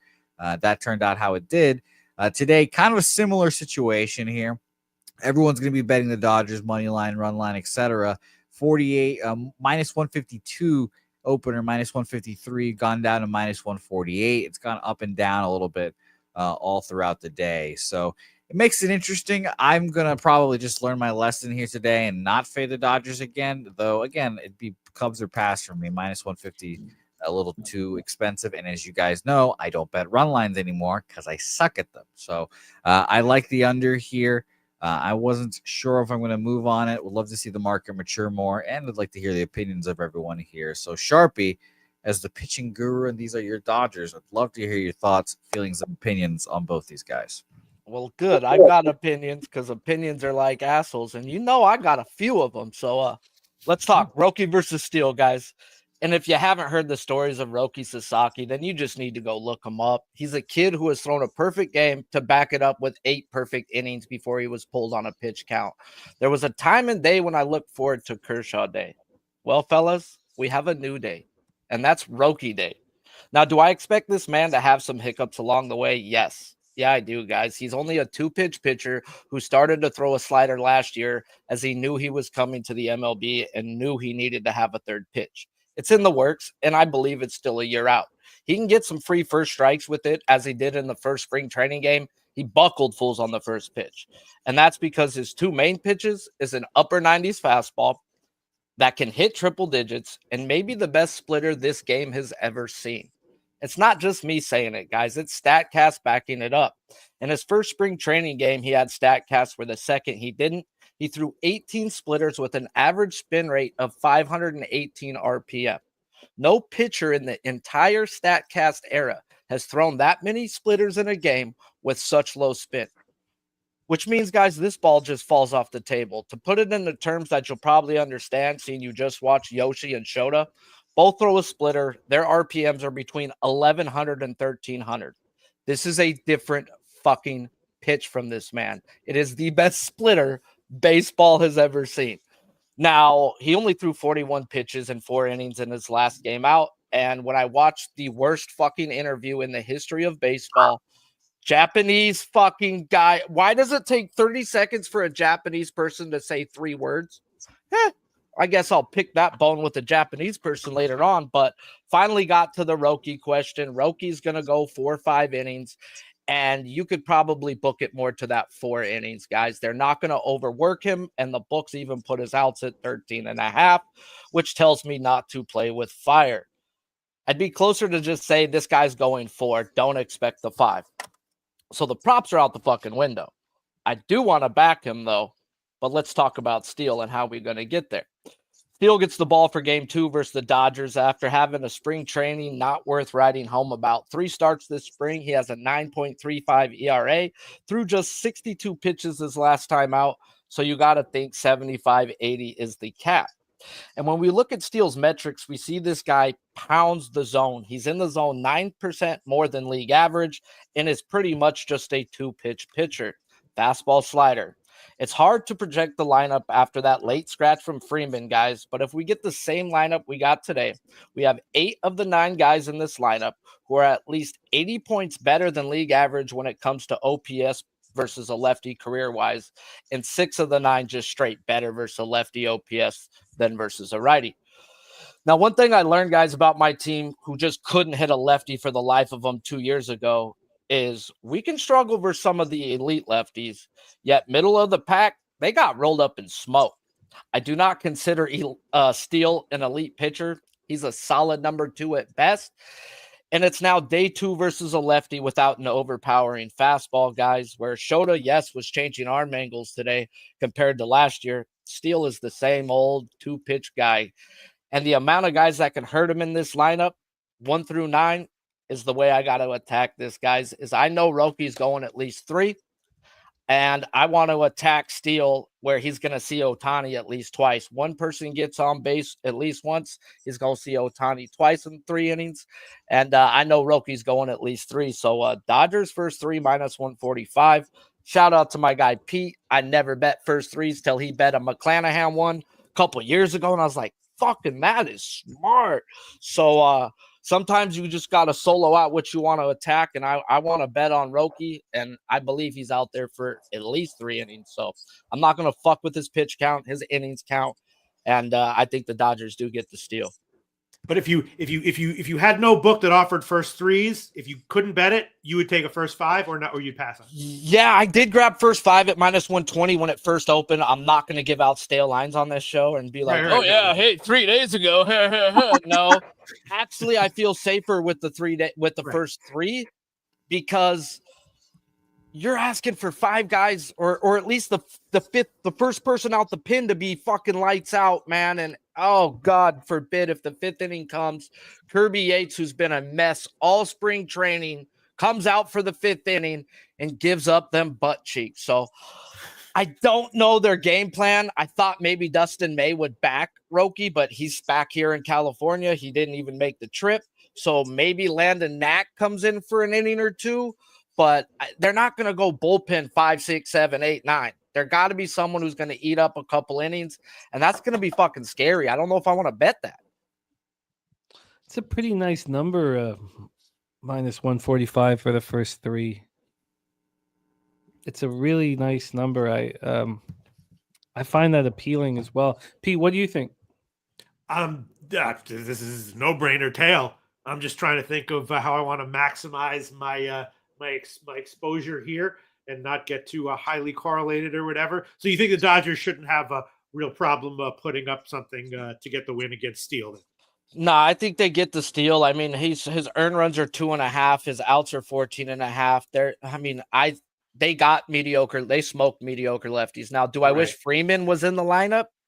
Yes, but he's not like a super lefty killer. He's a lefty himself, but he's a good contact guy who will make you work. So I just think this team is too good. They're going to sit one pitch and they're going to get you, bro. You can't fool them. What are you going to come 93 down the middle? Like, yeah, the first three total is 2.5. The Cubs' first 5 team total is 1.5 to the under at plus money.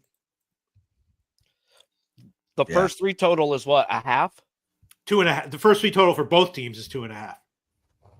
But what would be the Cubs' first 3. First 3 team total. They're like, all right, we're not going to let Sharpie beat us that much. I don't know if there are any first 3 teams. There probably are. Are there, Jim? Does Bet365 offer no. first 3 team totals? I don't think they do, right? I think No. DraftKings does. I could look at it, but I mean, I'm not going to bet no half run. I'd like. Right. Can he get popped for a solo shot? Yes, it's fucking baseball. I would like to be, I think I have the better lineup, even without Freeman, even without Betts. That lineup looked like the Cubs lineup last year. I mean, there's no Nico Horner right now. That's a big difference with that guy leading the team off. He's a really good base hitter, contact hitter. They've got rookies called up. I wouldn't be surprised if Justin Turner makes the start today for the Cubs, but the fact that the Cubs bullpen isn't as good as I think. I mean, I went and looked at it this morning. I was like, oh, shit. Why did this Brown guy come in? Oh, Assad's he's on the IL. That's their middle relief guy. So they have 2 solid guys over there with Chicago, and the rest of the guys aren't dudes I trust. And the Dodgers are going to send out 5-6 bullpen arms today. I think it's going to go over. I think people are overreacting to yesterday's game. And I think there's going to be a lot of bullpen. Neither pitcher is going past 5 innings with their pitch limit. It's funny, Sharpie. I was thinking about you, Jimmy, actually, with the conference championships and people betting what they saw yesterday. And that's what I felt like when I was like, oh, do I like this under? But like you said, like everyone just saw that under hit. Everyone's going to just do the same thing. And I'm like, oh, man, is that really what's going to happen here? So I'm glad I haven't moved on anything yet. And I will also say that Justin's still not a guy that I want to back this year either. I need to see it again from him this year if he's going to be a guy that I believe in to be like one of the guys in baseball. So I agree with you. And Sharpie, what's your expectation of the Dodgers against lefties this year? I expect them to do what they did last year, at least. I mean, guys like Cole Ragans and Skubal, they would scrape 1, maybe 2 runs. It was tough games, but middle of the pack guys, they just ate them up, man. There's too many. Teoscar Hernandez is a lifelong lefty killer. Kiki Hernandez, lifelong lefty killer. Edmund, better versus a lefty. Like, go through this whole lineup. It's not even the big names. It's like, oh, shit. Then you worry about these big names, and it's all these other guys that you really should be worried about. So you can't take a breath off in this lineup. Like, even with Rojas down there, he hits lefties well, too. Yeah, I'm surprised. Should I not be surprised that it's just minus 145 for the first 3? I mean, this angle makes so much sense. I would expect it to be more expensive short term rather than less expensive. I've got DraftKings at minus 155 for the money line full game, and it's minus 145 first 3. So it's Dodgers first team to score minus 180. Yeah, but they're also at bat first too. So right. Yeah, you could bet that live if they don't score in the first half, and then hopefully get better odds. But that would also involve being awake at 5 a.m. Dude, I'm still awake. I'm going to sleep after this show. I have been up since 5. I'm fucking tired. This is interesting. I mean, or you could just. I mean, you don't want to get too caught up in it, but you could SGP the Dodgers first 3 money line with them scoring first. I wonder what they would add to that. I'm closer to moving on Dodgers team total over than I was coming into this. I'll say that. I just don't believe in the Cubs bullpen, really. Like, at the end of the day, it's like, is Ryan Presley's going to be the guy that shuts them down? I mean, I want to know how good the Dodgers bullpen is. They DFA'd Ryan Brazier, who has the 6th best ERA over the last 2 years in the National League. Get the fuck out of it. We don't got room for you. Yeah, and Tanner Scott's really, really good. And he already shut down the game yesterday for him. Already got a save, I think. So we're still missing Kopech. He's on the IL. I don't expect Trinan to pitch back-to-back. Scott, I do expect. He only threw 10 pitches. But Trinan, they're going to baby, I expect, but who knows? Yeah, they won't let me SGP that. That's funny. Yeah, I mean, I think everyone's going to continue to say it all year. I think the Dodgers are just the best team in baseball. And will there be spots to fade them? Sure. Those spots to me will be when they're a minus 300 favorite. And those spots will probably come frequently. So They'll come frequently. Well, we will see. Yeah, I'm not going to enjoy a lot of those spots, but it has to be done. I like that. I'm not going to tweet out a pick here. I'm, tailing Sharpie. So I'll just tail Sharpie, but I think it's a great look, Sharpie. So this won't be my first official pick of the season or anything like that. But I will tail Sharpie on the first three minus 145. Let's get it. Jose, anything you're going to be adding here? No, I'll probably wait till later tonight to make it official. So more bets and stuff will come in. But if I do, it'll probably be a Dodgers team total over. Right now, I was actually looking for a first 5 team total over as well. But right now it's 4.5 minus 125. I don't hate that at all. That's what I was leaning towards as of right now. And Pete, just going to roll with Sharpie, or are you going to add anything? For this game? No, Yeah. I haven't even looked at it, but I'm in tail Sharpie. I'm not going to fucking be a dick and try to add it to my personal handicapping record. But yeah, hell yeah, I'm tailing it for sure. I like Looking it. around, I like seeing what boosts I can get for same game parlay offers maybe at some of these places. I like it. Sharpie, let everybody know, where can they find your breakdowns this year? You can find me if you don't know. I really don't care by now, bro. Life's a bitch and you marry one, guys. Keep on trucking. Keep on trucking. Don't let them hoes hold you down. I do. I feel held down. Sorry, do you want us to like and subscribe? I don't give a shit. Whatever the fuck you want.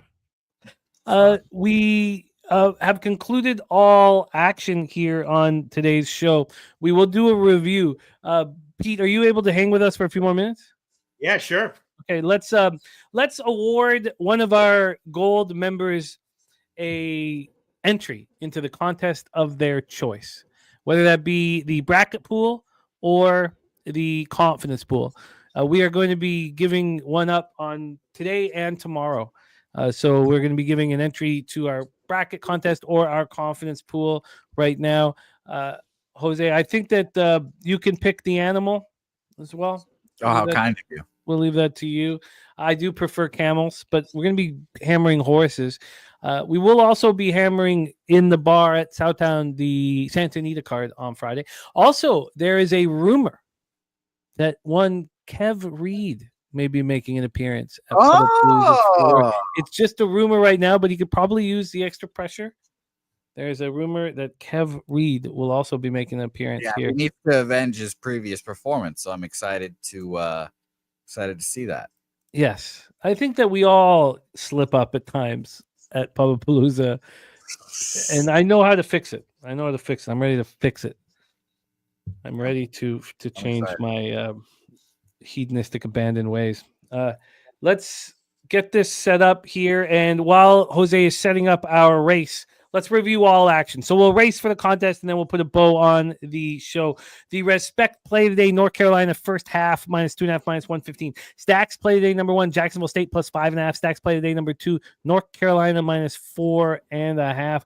Gorky on Alabama State, North Carolina moneyline parlay. Viper NB on Milwaukee -3, Washington -1. Locked in so far. I believe the Washington is hockey. Ross Pitts is Georgia Tech -5.5. Dougie Wise free bands play today. Bucks -2 at -115. And the confidence bracket is good to go. That's exciting. Okay, confidence bracket is up. There's Dabber Cadabra in the house. The confidence bracket is up. Gorky's got a moneyline Euro Basketball League parlay, Galatasaray and Monaco. In the NHL, I'm on the Senators -1 at +133. I'm going to add the under in Flames Rangers. Loshak's on the Flames, team total under 2.5 -135. State off Islanders, Pittsburgh here.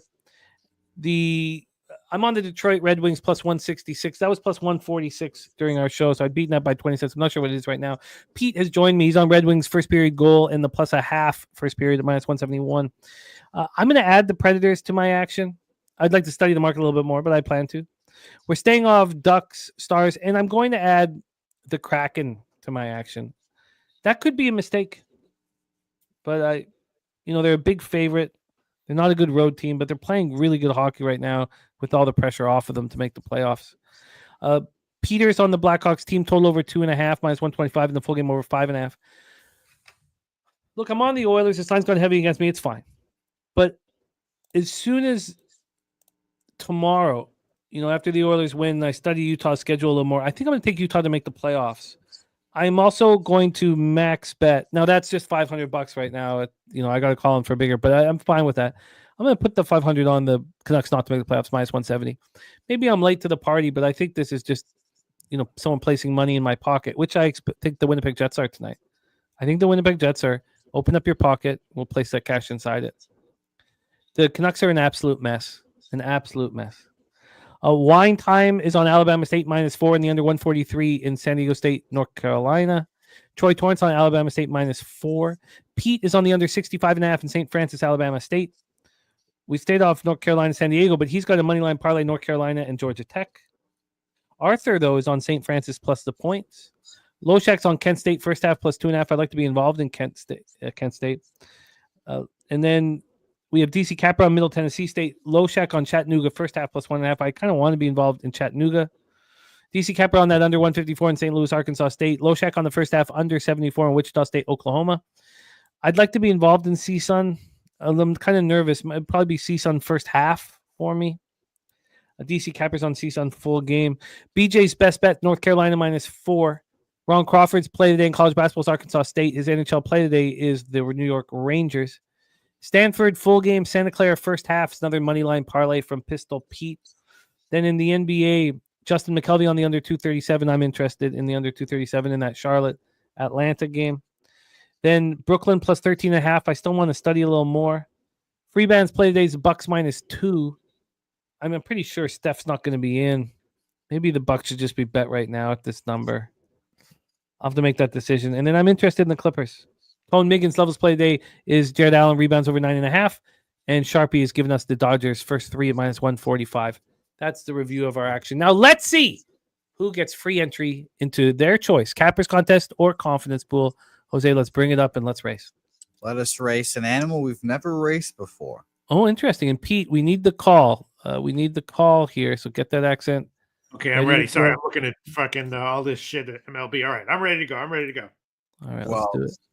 Let's introduce a very Canadian race, a moose race, a moose. I'm still going to call it like the Meadowlands guy from the 80s called his races in New York.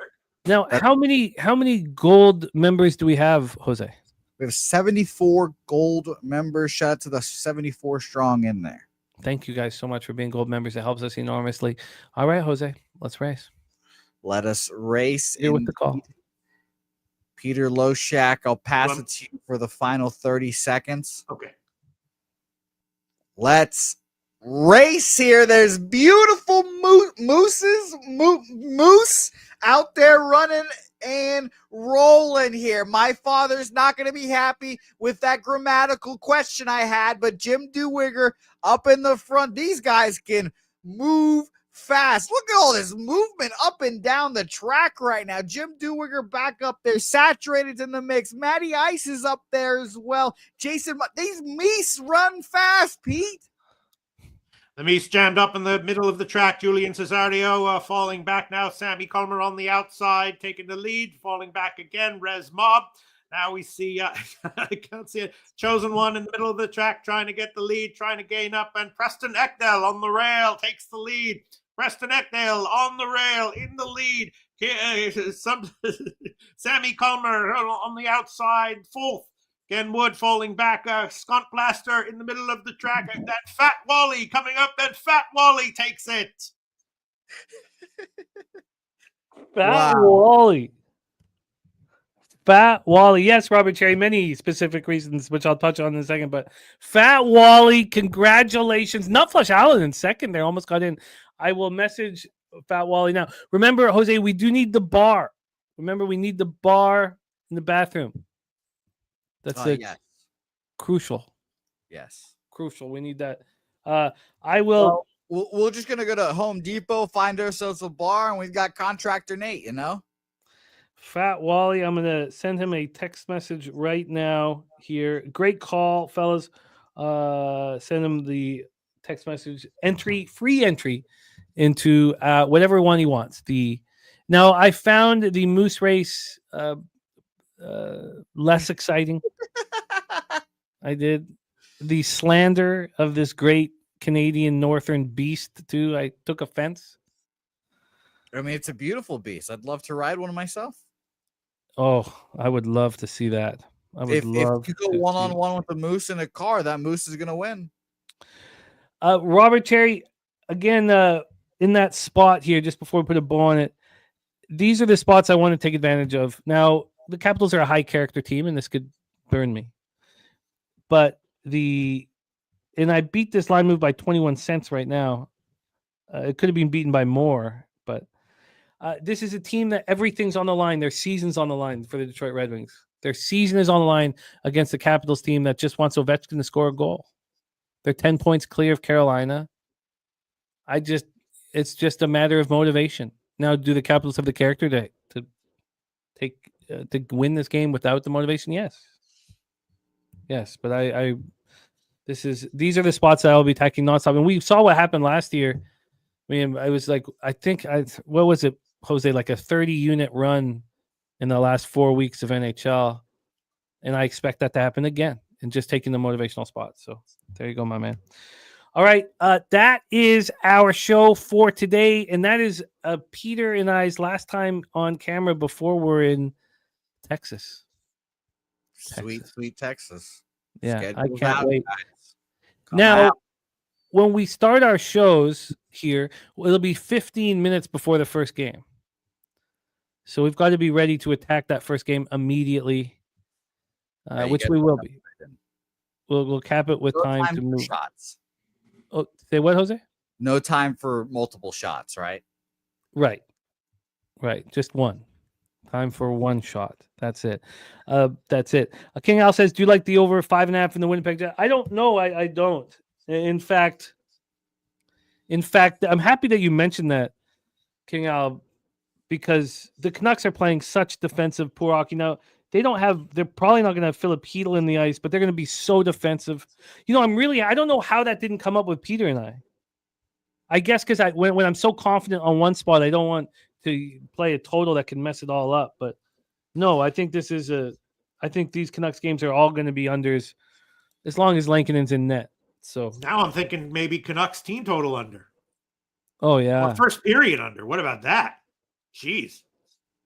Yeah. Is Winnipeg going to come out and lay the hammer down on them offensively? No. They're just not that type of team. Can I add that on right now, Jimmy the Bag? Capping the Cappers. This is what I do in the NHL. This is what I do. Can I add that? Of course. First period under. Winnipeg, Vancouver. I'll quickly get a line here. Let me just quickly get it. Let me go to, it's going to be maybe like 115 or so. Best line. Where is it? Here we go. Where are we? 118. We'll take that. First period under. 118. Winnipeg, Vancouver. Loshak on the first period under 1.5 here. Yes, I'm going to definitely bet that under. Thank you, King Al. I don't know how we didn't. I guess I was so concerned about saying something wrong, talking about the religious pursuits of Alvin and Dakota Joshua, that I think I missed that clear and present move to make. So thank you very much, King Al.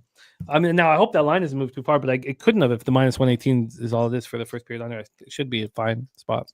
That is our show for today. Jose, I can't wait to see you in person again, my friend. See you on Wednesday. I'm very underwhelming, as people know, Jimmy. Yes, but I can get the best out of you. Sure. So I can't wait. And you're going to be so busy, performing the Lord's work, picking everybody up and taking care of everybody. And then you have these early morning shows too. Yes, indeed. And by the way, just so everyone knows, tomorrow's show is going to start at 11:15 Eastern time. It's going to be backed up just 15 minutes while I get my shit together over here after another show. But it's going to be 15 minutes, and then from then the rest of the week, we will start at noon Eastern for everyone, and it'll be a whole lot of fun. Robert Cherry has a very interesting thing, just like Pete. He says, but if the Capitals could end a team's season, wouldn't you bet on the Capitals to take them out and end them? Sure, if it was a divisional rival. The fuck do they care about the Detroit Red Wings? I agree with that. Pete, when do you get in? You said Wednesday, but what time Wednesday? Yeah. Well, right now I'm line shopping, and give me minus 115 on that, Jimmy the Bag. Found in a couple of places. Winnipeg, Vancouver, first period under 1.5 minus 115. Yeah, I'll be in. I'll be around. When do you get in though? Because you could get a pickup unless you want to be this mysterious. No, it seems like he wants to be mysterious, Jimmy. No, I think it's like around. I think it's. I'll have to check. It's early. It's like noon or something. Oh, right around when wine time rolls in. Yeah. So maybe you guys can both roll in together and then jump on an Uber and get to Southtown. Maybe we'll see if you guys see you at the end of the show. Hell You yeah. guys on live. Yeah, but Pete's, honestly, Jimmy, sometimes when I'm talking to Pete, I'm like, does Pete even have anything booked? Is Pete just fucking with us? Like Rem Moss is saying right there, like right on cue, 50-50. I'm still not sure he's going to show up, guys. No. I would get busted on that. And then that's not fun. Getting caught in lies, it's not fun. Yeah, that's right. That's right, Kelly McInnes. You're talking Central Time. So the first game is at 12:15 p.m. Eastern on Thursday morning. Our show starts at 12. We're pushing it back an hour. 12 p.m. Eastern, our show starts. So yes. And now, Pete, expect a DM from Wine Time and see. Hopefully, you guys can show up at the same time. Yeah, sure. I just want to make sure that I have enough time to figure out the rules and the formats and make my picks for all these friggin' bracket contests. You know what I mean? Yes, I have to answer that. Might have having such a good time. Realized you forgot to fucking fill out all your brackets. the confidence pool is I love. I find it so much fun putting that roster of teams together. Yeah, I have to do that as well. I have to do both. I'm going to sign up for both right now. Don't forget to sign up for that. It'll be a whole lot of fun. Spoiler alert for me, everything's going to be very chalky for me. Oh, and by the way, I want to say this publicly before baseball season starts. Oh, God. Yep. Yeah, I'm going to say it, Jimmy. Oh, no. I'm going to say Helga know? Does Helga know? She knows. Yeah, I ran it by her, and she said, you know what? Are you sure you want to say that in public? All right. Said, you know what? No, we applaud your bravery and your strength. Thank you. Pete, do you know what I'm talking about? Not even listening. That would make a whole lot of sense. The Red Sox are going to make the World Series, guys. The Red Sox are going to win the American League this year. They are the best team in the American League. They're going to come through, and they're going to win the American League this year, and I cannot wait. I've already bet them. I've told you guys this. I've bet them futures over win totals to win the American League East, which I think is the best future in baseball right now. I am all over the Red Sox. American League championships, plus 950 as well. I can't wait. So you're saving the other announcement for? Okay, that's cool. Yes, that's a more of a Pubapalooza announcement. Okay.